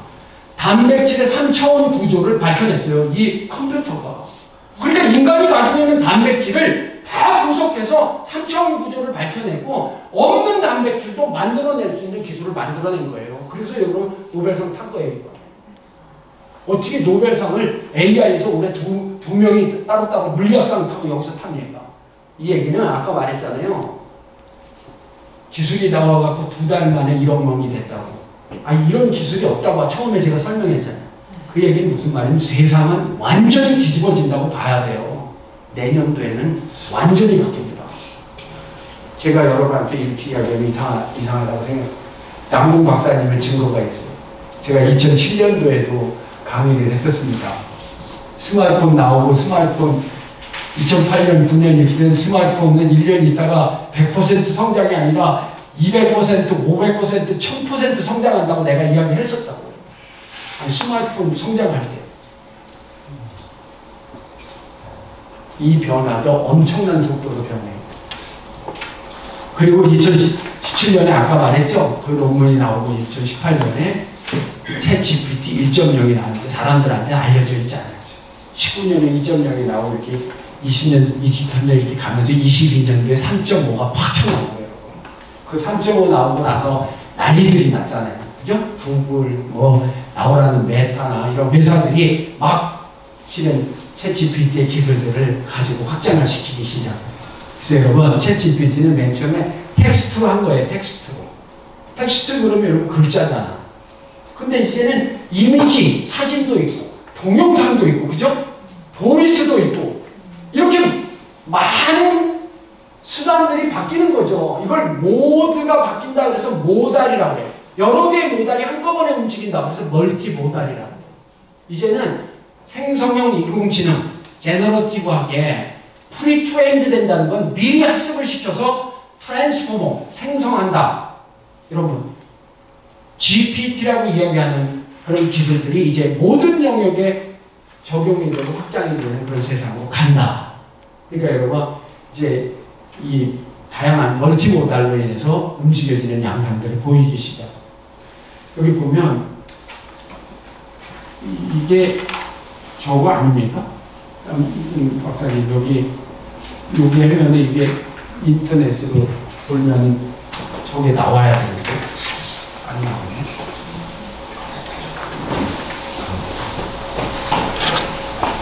이게 여기 안 되나? 인터넷이 안 되나요? 되는데. 조금 이따가 되면 여러분 조금 이따가 쉬어서 한번 보여드릴게요. 이거 뭐냐면요. 글자로 챗GPT에다가 프롬프트에 글자로 글로 이렇게 묘사를 해요. 프롬프트에 글을 써서 도쿄의 비온 거리에 실은 여인이 까만 가죽 잠바를 입고 걸어간다라고 해서 어떤 묘사를 이렇게 하면 그 글을 써주면 바로 동영상을 만들어내요. 아니 그러니까 뭐 할리우드에서 데모해고 난리 나는 거죠. 그죠? 3.5에서 저거는 저 소라라고요. 다른 버전이에요. 지금은 이제 4.0 옴니버스라고 하는 버전이 나와 있죠. 그리고 옴니라고 하는 것들 버전이 나와 있고 그러는데요. 이제 챗 GPT라고 이야기하는 것을 단순하게 저건 오픈 AI만 내가 말하는 거예요. 구글이 하는 제미나이는 다 있습니다. 그 다음에 뭐 클로드라고 하는데 또 다르고요. 다 다른데 여러분이 다 사용할 수 있어요. 다 사용할 수 있고 오늘 제가 설명드리는 건 이거보다 더 훨씬 더 확장돼서 세상을 바꿔버리는 기술 하나를 내가 더 소개를 할 건데요. 이런 기술들이 적용이 되면 이제 뭐 웬만한 것들은 다 우리 삶 속에서 웬만한 것들은 다 커버하고 또 어떤 면에서 이런 기술들이 로봇에 휴머노이드에 이렇게 적용이 되면 웬만한 기기들이 내 비서 역할을 다 하고 전문성 가지고 있는 사람들의 완전한 조력자가 되는 우리가 그걸 가지고 AI 에이전트라고 이야기를 해요. 이거는 챗 GPT가 만든 소라라는 거예요. 소라라는 소프트웨어 이 플랫폼인데요. 우리가 이 AI 생성 GPT를 우리가 쓸 때 보통 그 글을 써서 글로 인식해갖고 그 글을 받아들여서 이걸 제가 메커니즘으로 설명하려면은 좀 이론적으로는 복잡한데 간단하게 말씀드리면요. 얘가 어떻게 된 거냐면 단어와 단어 간의 확률을 계산해요. 그러니까 이게 챗GPT를 만든 생성형 인공지능이라고 이야기하는 알고리즘을 만들어낸 과정이 우리가 뭐 다른 수업에서는 제가 이 개가 어떻게 고기를 보면 무조건 자극에 무조건 반응을 해서 침을 흘리는지 이런 고전적 조건 학습이라고 하는 학습 이론을 가지고 고전화의 학습 이론을 근거로 설명하고 그 다음에 인지학습 이론을 설명을 하고 그런 설명 이후에 이런 얘기들을 제가 간단하게 드리는데요. 쉽게 표현하면은 문장이라고 이야기하고 언어라고 이야기하는 것이 말이라는 게 인공지능을 연구하면서 세상을 가르치고 규칙, 기호를 이렇게 가르치려고 했는데 인공지능의 가장 핵심적인 요소 중에 하나가 뭐냐면 사람이 자연적으로 말하는 이 자연어를 처리 못하면 인공지능은 불가능한 거잖아요. 말을 처리 못하는. 왜냐면 지능이라고 이야기하는 게 언어 베이스의 정보를 담고 있는데 그걸 이해하고 받아들이려면 최소한 단어와 단어 또 문장과 문장 간의 관계를 이해할 수 있는 Natural Language Process라고 하는 NLP라는 것을 처리하지 못하면 문제가 되는 거예요. 그러니까 사람이 자연어에 관련돼서 이해하지 못하면 그 기계가 인공지능으로서 이렇게 만들어질 수 없는 가정을 말하는 거예요. 그래서 이걸 만들어낼 수 있었던 근간의 이론은요, 인공신경망이에요. 인공신경망. 그러니까 우리가 신경망이라는 게 있어요. 이게 말 그대로 신경세포가 어떻게 연결돼갖고 그 다음 단의 정보를 연결하는지에 대한 인공신경망을 연구한 기본적 물리학자가 있었어요. 그 물리학자의 이론을 근간으로 해서 인공지능을 딥러닝이라고 이야기하는 제프리 힌튼이 이걸 개발한 사람은 다른 사람이죠. 물리학이죠. 그러니까 물리학의 근간을 두고 인공신경망을 만든 사람의 이론을 베이스로 해서 컴퓨터의 인지 기반의 딥러닝 이론, 제프리 힌튼이 이거랑 연결돼서 만들어냈다고 해서 노벨 물리학상이 이 사람은 컴퓨터 사이언스인데도 불구하고 물리학상을 받게 된 거예요. 그리고 아까 데미스 하사비스는 이런 인공지능을 플랫폼으로 알파고를 만들 때 이 알파고를 변형해서 3차원 단백질 구조를 밝혀내는 그런 AI를 만들었다고 해서 케미칼 교수하고 연결돼서 이 사람은 화학상을 받은 거라고. 그러니까 이런 기술들이 모든 영역에 이제 다 들어갈 거다는 거죠. 다. 이 들어간 거를 여러분한테 내가 오늘 보여드릴 거예요. 어디에 다 들어가 있는지. 이미 우리는 인공지능이 다 들어와 있는 세상 속에 살고 있어요. 조금씩 변하는데 이게 급속도로 변해갈 가능성들이 농후하다. 여러분 스마트폰을 만들고 스티브 잡스가 스마트폰을 만들어 놓고 스마트폰을 움직이는 구조를 위해서 우리가 애플리케이션이라는 걸 엄청나게 다운받아서 쓰잖아요. 그 앱이 사고 팔고 움직여지게끔 하기 위해서 앱스토어라는 걸 실은 애플은 만들고 엔드로이드는 플레이스토어를 만들었잖아요. 그죠? 가게빵을 만들어 놨잖아요. 여러분 보면 애플리케이션 다운받으려면 그게 가게빵에 가서 이렇게 다운받잖아요. 그게 여러분 만들어질 때 애플리케이션 처음 만들어질 때는 쓸모 있는 게 얼마 없었어요.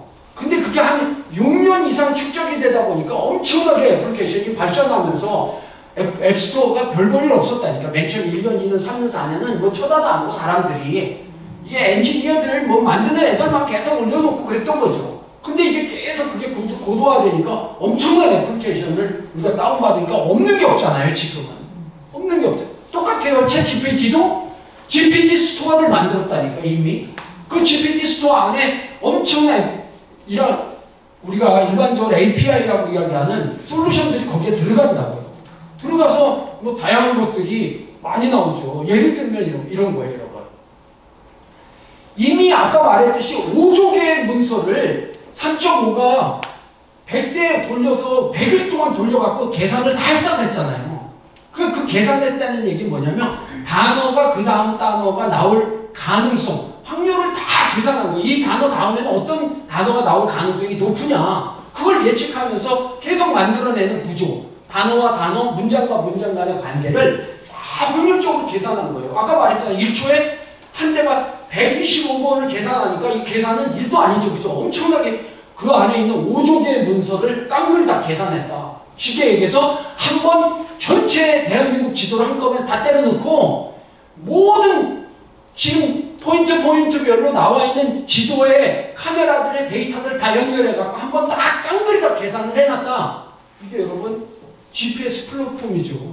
거기 안에 이제 새로운 것들이 계속 업데이트 되니까 막히고 안 막히는 것만 계속 업데이트 되는 거죠. 보세요. IoT 센서에서 자동차 끌고 쭉 가면 센서에 자동차들이 어떻게 움직여지는지를 딱 센서에서 올라와갖고 클라우드에 올라가서 빅데이터를 분석해갖고 다시 쏴주니까 우리 차에 스마트폰에서 우리가 보면서 가는 거 아니에요. 그죠? 그게 리얼타임으로 가는 거잖아요. 어디 막히는지 안 막히는지 더 늦어지는지 다 계산해서 계속 주니까 우리가 그거 쫓아서 가는 거 아니에요. 우리가 챗 GPT도 이거하고는 양상이 다르지만 이 세상에 나와 있는 문서를 깡그리 다 읽어서 내가 이 다음에 무슨 말을 해야 할지 나도 이 안에 있는 데이터가 확률적으로 계산해서 내 말이 나온다라고 이야기하는 거예요. 인공지능 연구자들은. 사람도 그럴 수 있다 이렇게 말하는 거예요. 사람들을. 그러니까 무섭죠. 사람이요. 보세요. 예쁜 다음에 고양이. 예쁜 멋있는 교수님. 확률적으로 멋있는 다음에 고양이가 나와요? 아니면 멋있는 교수님의 확률이 높아요? 예쁜 교수님 확률을 계산한 거라니까요. 이해하시겠죠? 그런 메커니즘, 그걸 Attention is all you need라고 하는 논문이 학문적으로 그 논문을 구글 애들이 썼다니까요.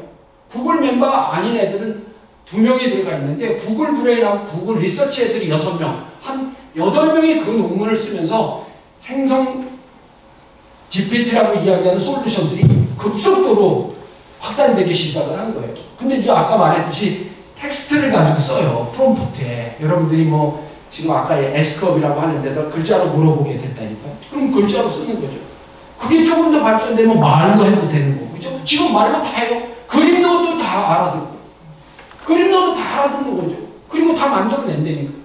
지금 이것은 글씨를 써서 이게 뭐냐면 2월달에 나온 거예요. 2월달에.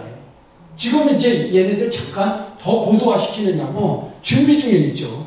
조금 있으면 뭐 더 확대되겠죠. 이게 막 길게도 만들어질 수 있는데 지금은 실험적으로 제한된 시간 내에 동영상들을 만들어냈는데 옛날 같으면 초기에는 뭐 엉망진창이었어요. 초기에는. 근데 지금은 자연스럽게 이런 실은 동영상을 프롬프트에서 지시하면 언어로 지시한 거예요. 이거는 도쿄를 걷는 여인이 비 온 뒤에 이 거리는 비로 물들고 가죽 한 마리 입고 빨간 치마를 입고 걸어간다. 이런 묘사를 쫙 한 거죠. 그러면 얘가 이렇게 그냥 이걸 만들어낸다니까.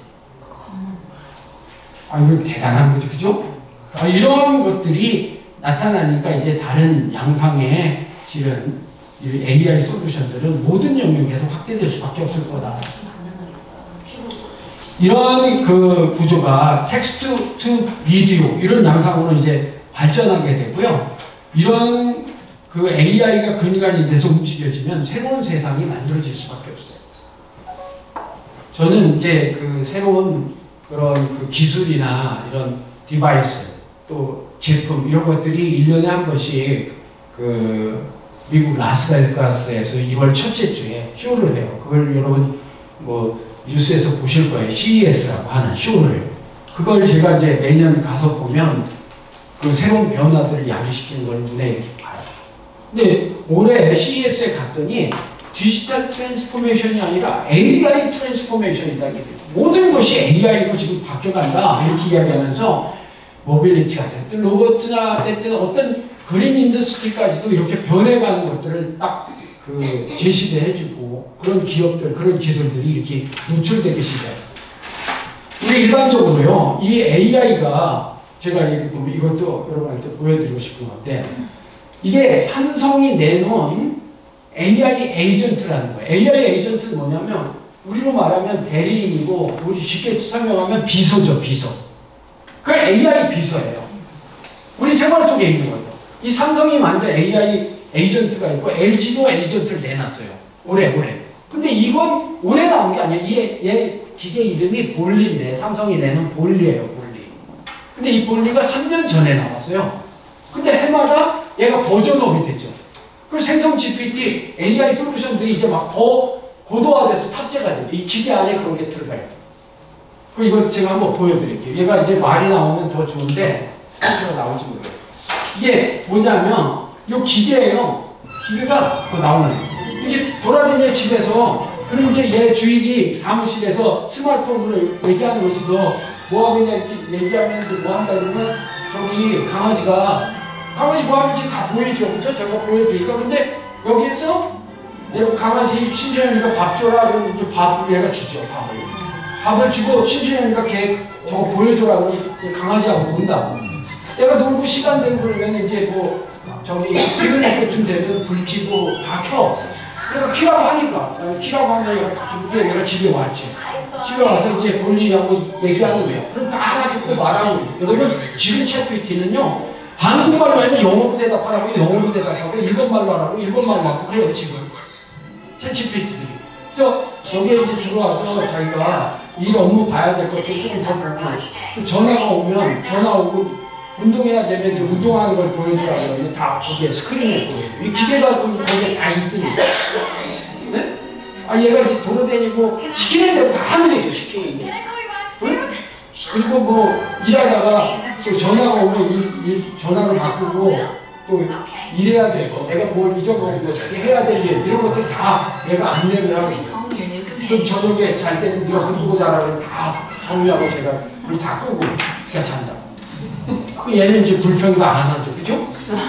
힘들다고 말도 안 하고, 뭐 돈 더 달라고 말도 안 하고. 네. 자, 저런 변화들이 이제 단순하게 이제 그냥 그 디바이스만 그치지 않고 또 더 발전해 나갈 수도 있다는 거죠, 이제. 넘어가야 되는데. 네. 요거는 여러분 그 로레알이라고 하는 회사 알죠? 네. CES에서 기조연설을 이번에 이 뷰티 인더스트리에서 로레알이 처음으로 했어요. 이분이 이게 로레알 CEO인데 이 사람이 여기 와서 기조연설 이게 안 보이네.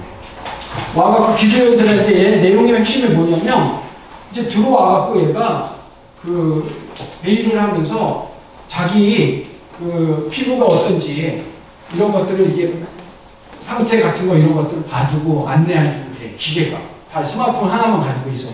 그래서 그런 솔루션들을 제공하는 거고요. 요건 한번 해줘보실래요? 실행 요거. 이건 AI에 로봇에 이제 인공지능으로 탑재시킨 거예요.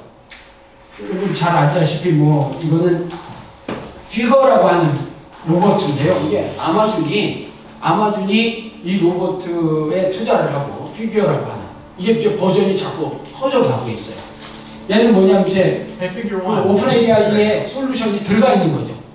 이게 AI 솔루션이 이 로봇에 들어가 있어요. 그래서 사람 말하는 거 다 알아듣어요. 얘한테 피부에 뭐가 있는지 얘기하니까 피부에 뭐뭐 있다고 딱 얘가 대답하는 거예요. 그리고 이 중에 먹을 거 나 하나 줘라 이렇게 말을 했어요, 이 사람이.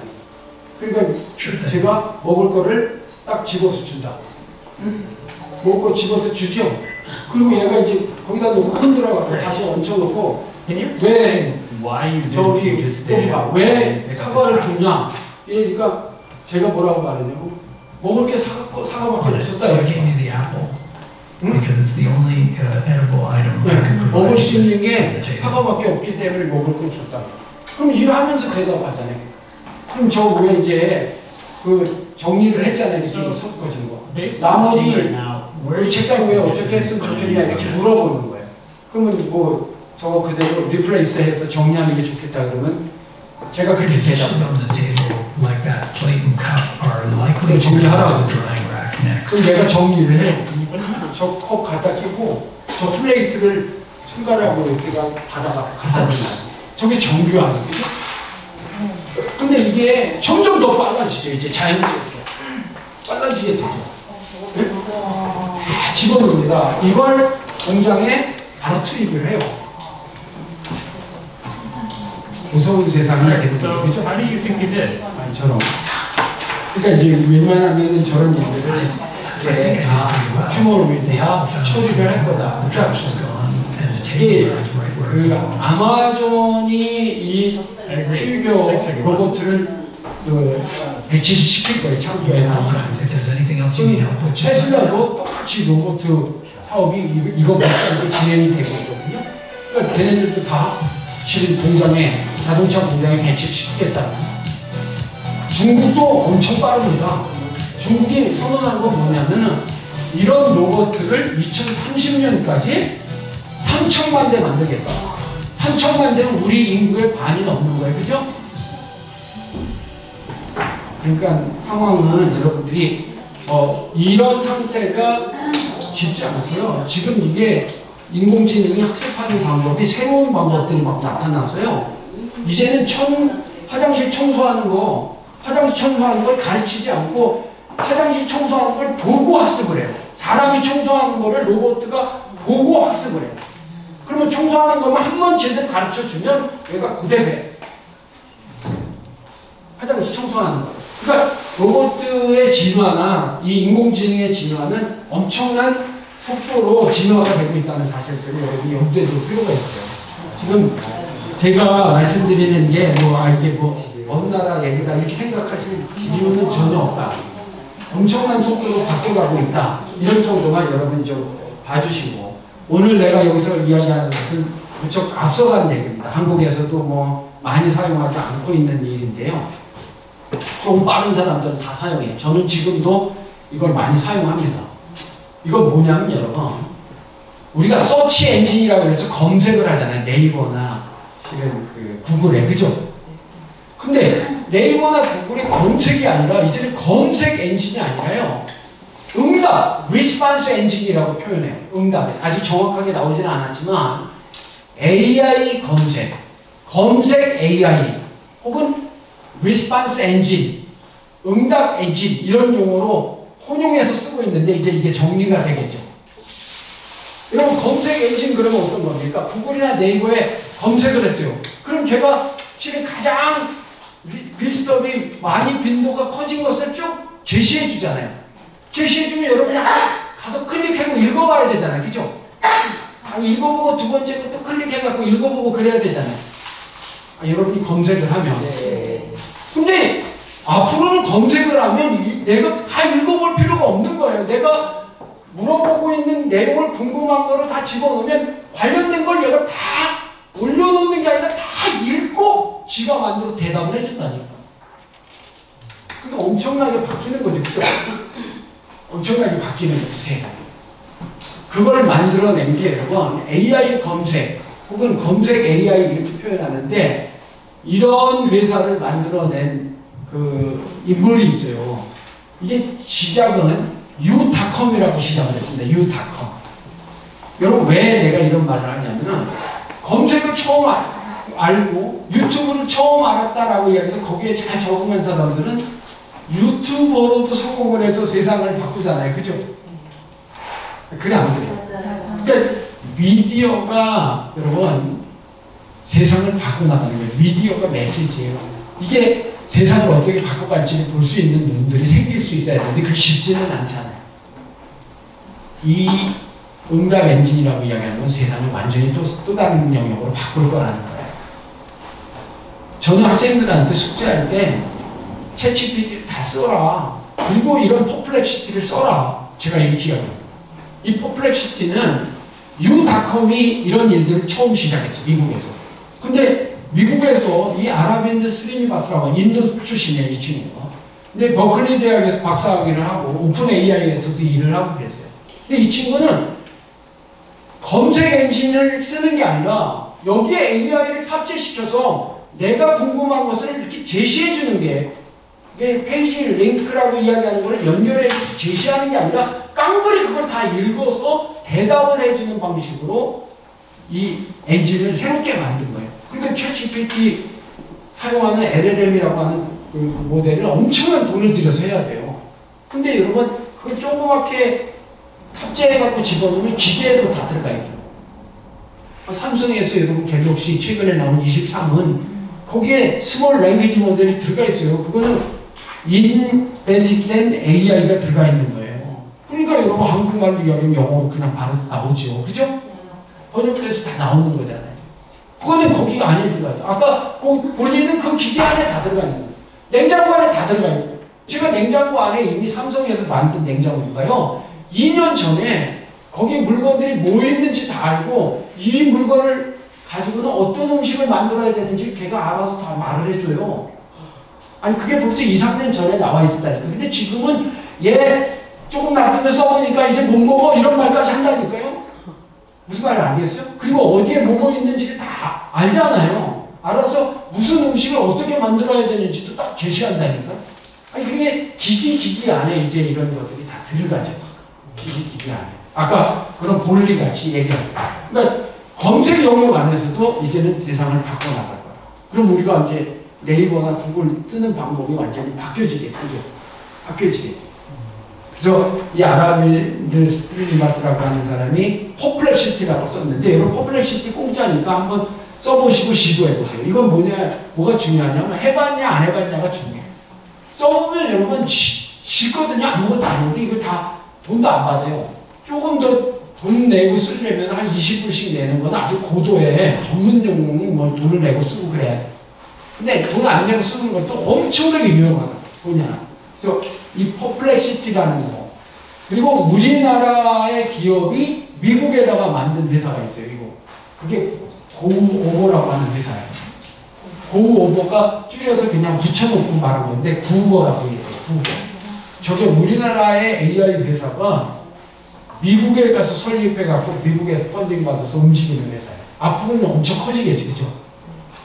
저 회사를 만든 이경일 대표가 한국에 만든 회사가 솔트룩스라고 하는 인공지능 회사예요.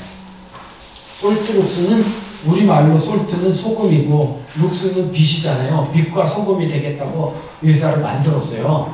근데 이제 그 회사가 기술을 배경으로 해서 구버라고 하는 그런 리스판스 엔진 비즈니스들을 전개를 하고 있어요. 이것도 다 공짜입니다. 그럼 거기에서 여러분들이 가서 예를 들어서 트럼프가 대통령 되면 우리나라에는 반도체 주식이 어떻게 될 것 같은지 설명해 줘. 아니면 내가 갖고 있는 주식이 이러이러한 건데 해리스가 대통령 될 때 하고 트럼프가 됐을 때 가격에 어떻게 영향을 미치는지 설명해 봐. 다 씁니다. 다 써요.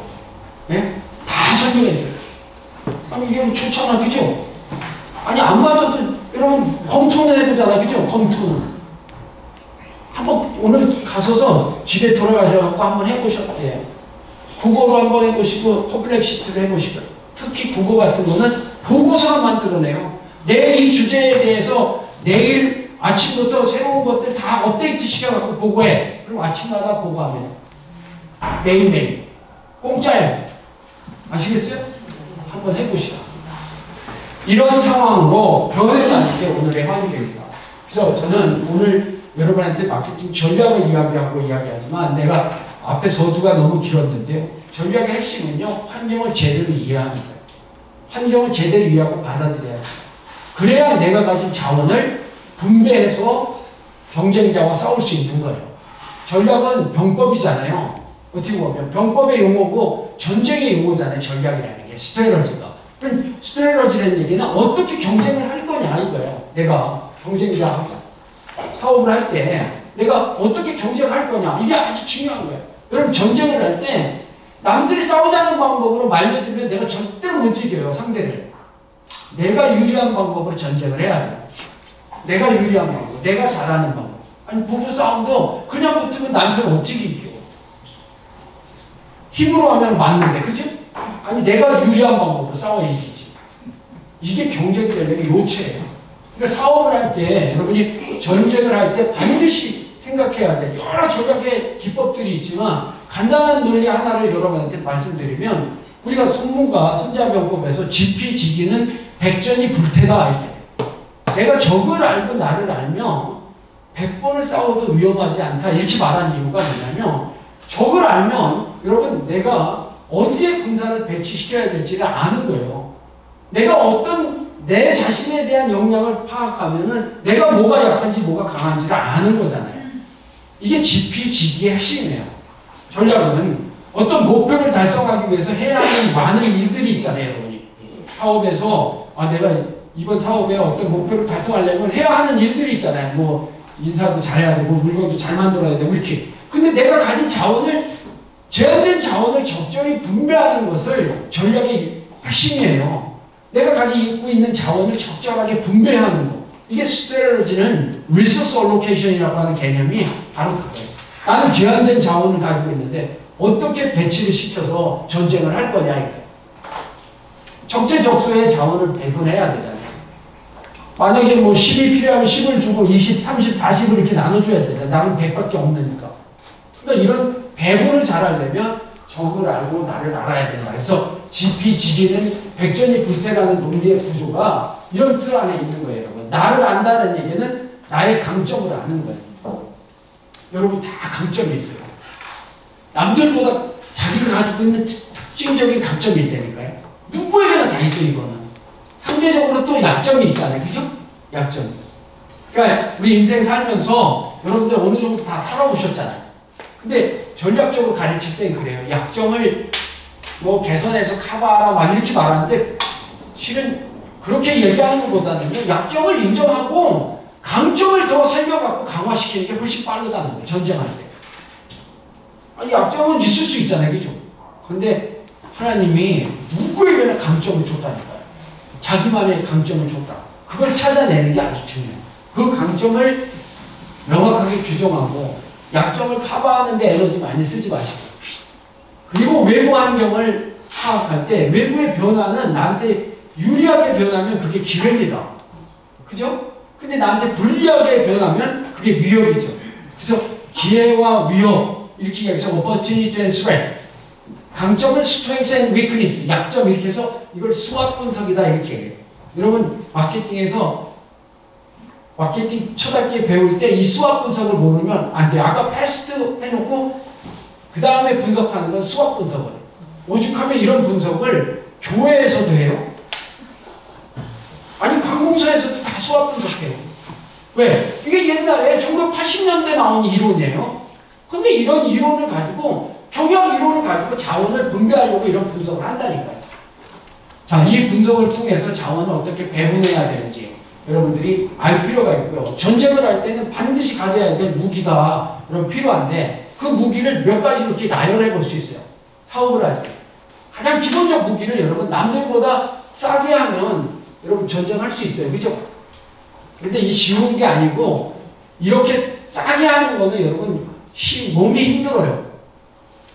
그죠? 네. 근데 이것도 커다란 무기죠. 여러분 매스 프로덕션하고 규모의 경제를 끌고 가면 남들보다 싸게 할 수 있는 거죠.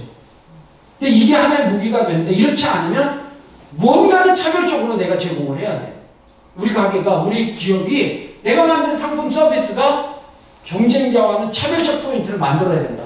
이게 차별화해야 돼.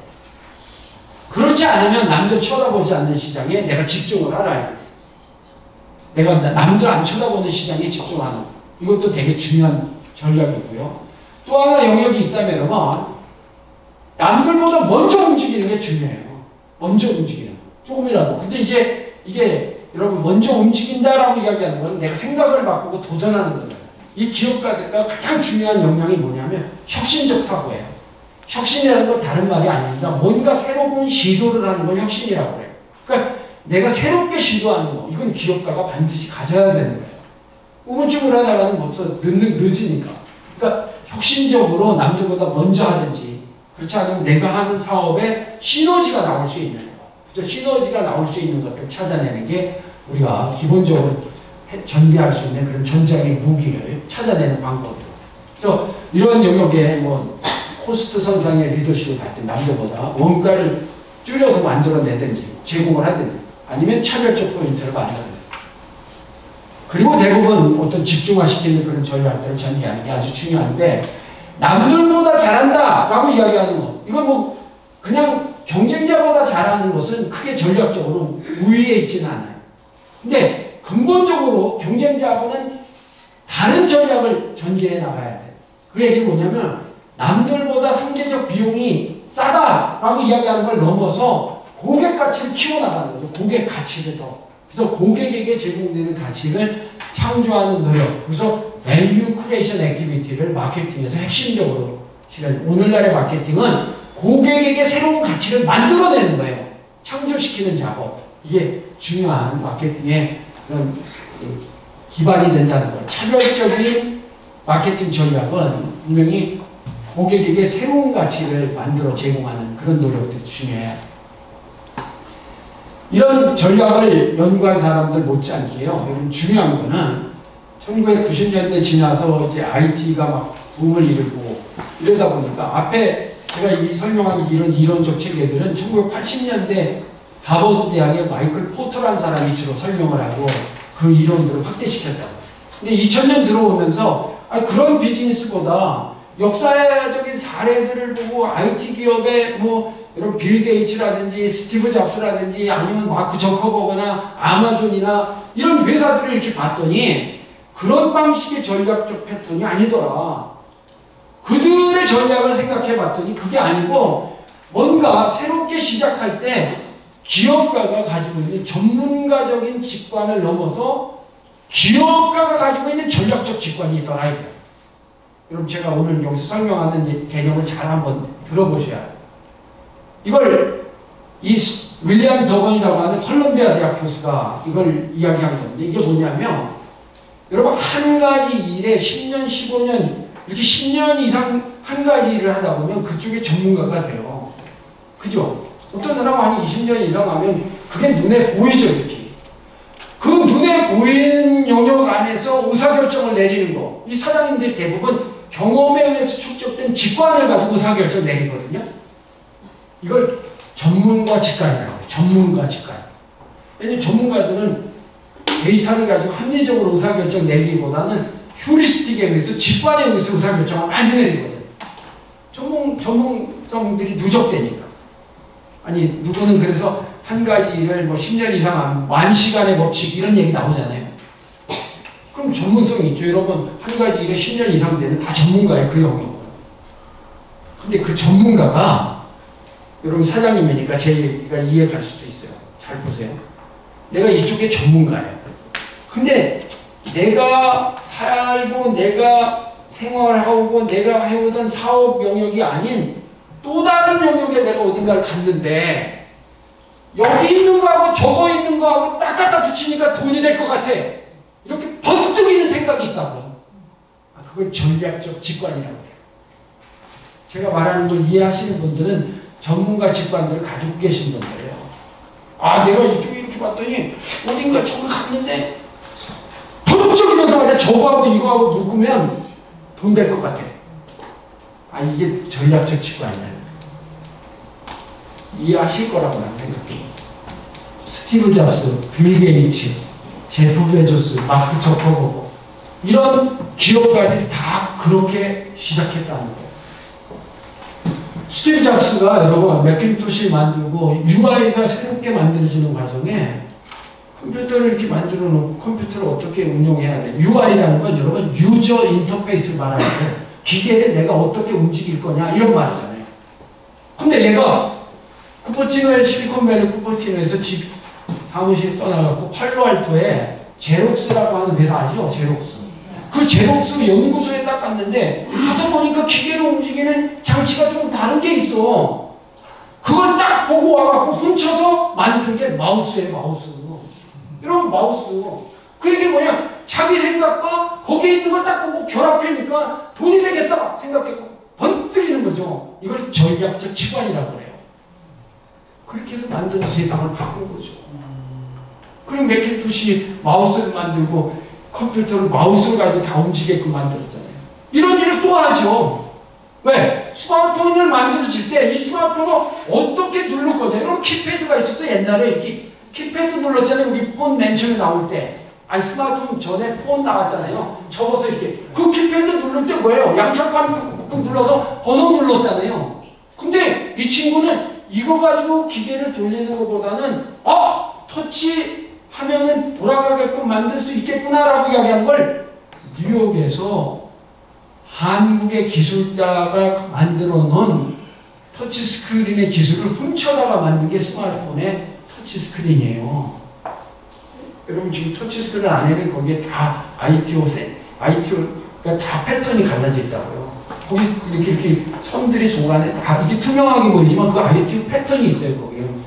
인디움틴 옥사이드라고 해서 눈에 보이진 않지만 투명한 형태의 선들이 있는 거예요. 그걸 누르면 전류가 흐르는 거지 거기서.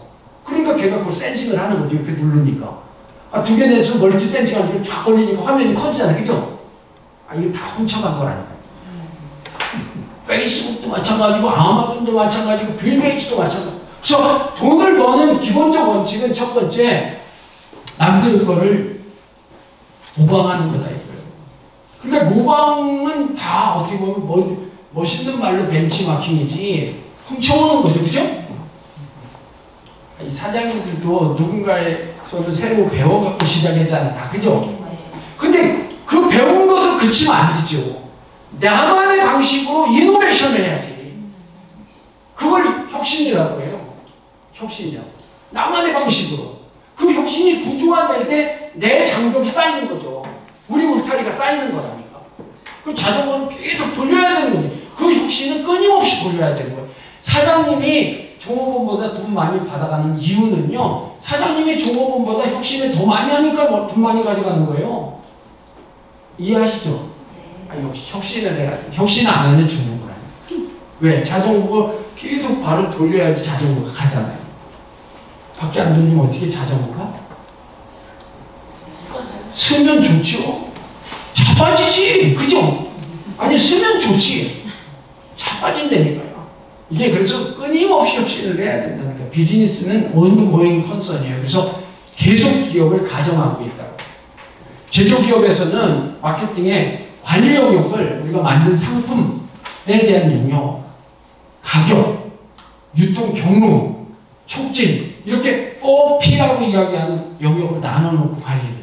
그런데 제조기업을 넘어서 서비스 영역에서는 이 4가지 P에 3가지 P를 더 더해서 관리를 해요. 예를 들어 사람이라든지 서비스 사람 베이스로 가니까. 그리고 프로세스가 엄청 중요하죠. 서비스는. 어떻게 프로세스를 거쳐서 가느냐. 그리고 서비스는 눈에 보이지 않는 특성을 눈에 보이게끔 만들어줘야 되니까 유형적 증거가 엄청나게 중요해요. 여기 서비스 비즈니스 하시니까 뭐 나중에 서비스에 대한 전략을 따로 설명을 해야 되는데요. 서비스는 눈에 보이지 않는 걸 눈에 보이게끔 만드는 전략이 되게 중요해요. 수요와 공급이 여러분 불일치가 아니라 생산하면서 소비하는 그런 특성을 가지고 있어요. 이건 재고라고 이야기하는 것을 이야기하기가 어려운 거예요. 서비스는.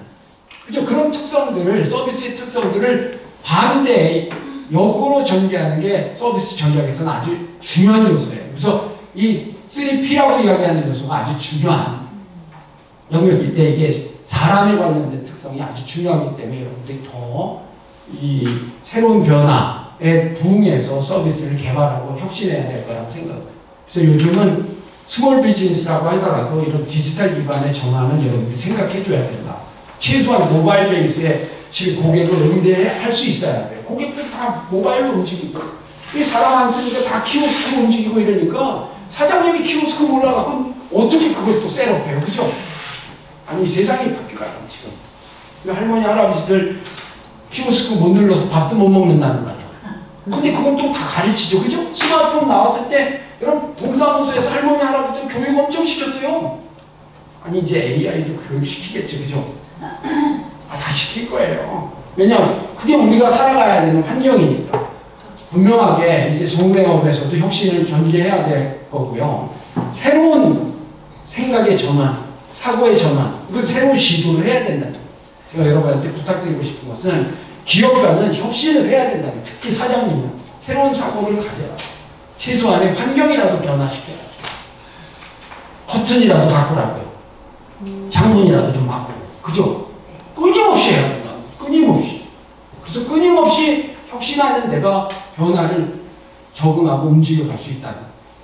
그래서 혁신은 내가 뭔가 새롭게 시도하는 건데 내가 뭘 모르고 있는지를 아는 거예요. 그게 되게 중요한 거예요. 내가 뭘 모르고 있는지 모르면 문제가 되잖아요. 그죠? 제가 그 사례를 하나 드릴게요. 이 2017년에 내가 여기 강의한 건데, 여러분. 2017년에 여기서 그때 강의하려고 만들었던 게 아직까지 쓰잖아요. 이게 2017년에 중국에서 모바일로 갖고 다니니까 다 핀테크죠. 우리보다 훨씬 빨라요. 알리페이가. 걔네들 지갑에 돈 안 갖고 다니는 중국 애들. 2017년, 18년에 그랬더니 중국 애들이. 그러니까 거지가 동양이 안 되는 거야. 돈을 안 갖고 다니는. 그래서 이 거지가 깨달은 거예요. 애들이 돈 안 갖고 다니는구나. 스마트폰만 갖고 다니는 거. 그래서 깡통에다 QR코드를 붙인 거예요. 여기 깡통에다 QR코드를 딱 붙였잖아요. 그리고 났더니 이제 애들이 스마트폰 대고 삑삑 하면서 조금씩 주는 거예요. 아니 거지도 적응을 해야 먹고 살지. 제가 말하는 거 여러분 이해하시겠죠? 네. 이게 현실이에요. 이게 가짜 그림이 아니라니까요. 실제 중국에서 벌어진 일이에요. 왜냐? 돈을 갖고 되지 않으니까. 알리페이니 뭐니 다 핀테크를 하니까. 요즘 보세요. 어른들이 돈 갖고 다니는 사람들 얼마 없어요. 요즘. 그죠? 그러니까 환경이 이렇게 변해요. 이게 7년 전이라니까요. 7년 전. 7년 전에 이런 현상들이 나타나니까 우리는 뭔가 새로운 변화를 추구해야 된다. 그래서 제가 여러분한테 그냥 몇 가지 한 가지 지침을 현장에서 드리면은 이 김인찬 교수는 인시아드에서 프랑스 인시아드 대학에서 가르치고 연구하는 사람인데요. 이분이 어떤 새로운 경쟁이 없고 부가가치가 큰 시장에 선도적인 역할을 하기 위한 혁신은 평범한 데서 시작된다. 그래서 새로운 시도, 생각의 전환, 이걸 전략적으로 되게 추구하면서 블루오션이라는 전략을 만들어요. 여러분 들어봤을 거예요. 블루오션. 오션이 푸른 바다가 정상이잖아요. 그죠? 근데 경쟁자가 엄청나게 많은 데서 쌈박질하고 살을 내면 푸른 바다가 빨간 바다가 되죠. 피 튀기니까. 그걸 레드오션이라고 해요. 이 푸른 바다 전략은 어떻게 만들어야 돼요? 여러분 삶 속에서 비즈니스 현장에서 당연한 거라고 생각하는 것 중에 제거해야 될 요소가 뭐냐? 여러분 사업하면서 우리 업계에서 이건 당연한 거야. 근데 거기 중에서 제거해야 될 거 있으면 빨리 제거하라는 거야. 그리고 표준 이하로 내려야 될 것과 표준 이상으로 올려야 될 게 뭐가 있는지 그걸 종이에다 이렇게 한번 써보시는 거예요. 그리고 한 번도 시도 못한 걸 내가 한번 시도한다면 우리 업계에서 그런 걸 할 때 역시 만들어낼 수 있다는 거예요. 내가 이렇게 지침을 그냥 구체적으로 드려요. 우리 생활에서도 그래요. 내가 매일매일 이건 당연한 건데 근데 낭비하고 뭐 불필요한 거 있으면 하나 적어보시라니까요. 그래서 내일부터 바꾸는 거예요. 제가 살 만큼 살았는데 왜 이렇게 생각하시면 안 되는 거예요. 그럼 여러분 밤늦게 여기까지 와서 공부할 이유가 없죠. 그죠? 그냥 있어도 오물쭈물 하다가 가는 거 아닙니까, 인생이? 근데 뭔가 밤늦게까지 오셔서 뭘 하려고 하는데 내가 내 생활 속에서 제거해야 될 낭비적인 요소나 불필요한 것을 제거시켜야 되는 거예요. 왜냐하면 rest of your life, 남아있는 인생이 길지 않다는 거예요. 우리 비즈니스도 마찬가지죠. 그래서 표준 이하로 내려오고 표준 이상으로 올려야 되고 한 번도 시도 안 해봤다면 내가 한번 해본다. 우리 업계에서 그런 거 있다면 과감하게 한번 생각해 보시는 거예요. 왜냐하면 전문가나 경험자 지도자들은 이미 그런 것들이 있어요. 머릿속에. 이거는 내가 하려고 그걸 과감하게 실현할 필요가 있다. 그래서 여러분한테 몇 가지만 당부드리겠는데 생각을 전환시키는 거 아주 중요하다는 거예요. 그래서 생각이 고정되어 있는 마인드셋, 이건 성장하지 못해요. 근데 성장 마인드셋이라는 얘기는 변화를 적극적으로 수용하고 받아들이려고 하는 마인드셋이다. 해보는 거죠. 내일 당장 챗GPT도 보고 퍼플렉시도 써보는 거예요. 그건 써봤냐 안 써봤냐가 중요해요. 아니 여러분 조금 있으면 점점 더 편하게 만들어줄 거예요. 여러분한테. 그렇지만 먼저 써보는 건 엄청 중요해요. 써보는 거. 그래서 이 성장 마인드셋을 가지고 여러분들 살아가는 거. 그래서 생각이 바뀌면 우리가 느끼는 바로 바뀌어요. 그럼 느낌이 바뀌면서 행동이 변하는 그런 노력이 필요하다. 그래서 이 벤자민 그 하디라고 하는 젊은 친구인데 이 친구는 이런 이야기를 했어요. 미래에 나는 여러분 사람은 모든 행동이 목표 지향적이에요. 그 얘기는 내가 목표를 향해서 가고 있다 이렇게 생각하지 마시고 목표를 먼저 결정해 놓고 내가 일주일 후에 내가 어떤 모습일 거냐, 한 달 후에 나는 어떨까, 1년 후에 나는 어떨까, 이걸 목표로 두지 말고 그걸 먼저 생각하고 그걸 위해서 내가 뭘 해야 되는지 거꾸로 돌이켜보라는 거야. 이건 되게 중요한 거죠. 아니 일주일 후에 나가 어떨까, 이거 생각해보는 거예요. 근데 그러려면 내가 지금 뭐 해야 되는지 있잖아요. 한 달 후에 내 모습, 내 목표, 그 그림을 세팅해놓고 그러려면 난 뭐 해야 되나, 이런 방법으로 미래의 나를 세팅해놓고 목표 지향적인 행동을 할 필요가 있다. 이렇게 이게 자기개발에 관련된 영역이지만 아주 의미가 있다고 생각해요. 왜냐? 사람은 목표 지향적이다. 근데 그 목표를 향해서 가는 것보다는 목표를 찍어놓고 그걸 위해서 내가 뭘 해야 되는지 생각해보는 게 중요하다. 그래야 실천이라고 하는 행동이 변화되는데 훨씬 낫다. 그래서 이 책이 퓨처 셀프인데 우리나라 말로 그냥 그 표현은 그냥 퓨처 셀프, 번역이 안 돼서 퓨처 셀프라고 써놓은 거예요. 제가 말한 포인트는 그거예요. 목표를 정해놓고 나 자신에 대해서 움직여봐요. 그래서 이 앞에 피터 드러커라고 하는 교수 얘기를 내가 처음에 이야기 드렸는데 이 교수님 진짜 대단하신 분이에요. 저분이 비즈니스 영역에 엄청난 이론을 구조화했고 세계적인 경영의 구루라고 해요. 여러분 구루를 우리말로 구루, 영어인데 구루가. 이 구루가 어떤 의미냐면 그 분야의 대가를 구루라고 해요. 대가를. 경영학의 대가라고. 그래서 기업의 회장님들 컨설팅 많이 하고 전 세계 기업에 그런 자문을 많이 했던 분이고요. 국가에도 자문을 많이 했어요. 우리나라에도 이분은 그 전쟁 이후에 대한민국을 어떻게 지원하고 성장시켜야 되는지를 미국에서 파견해서 한국을 배남미국 돌아다니면서 연구하고 그랬던 사람.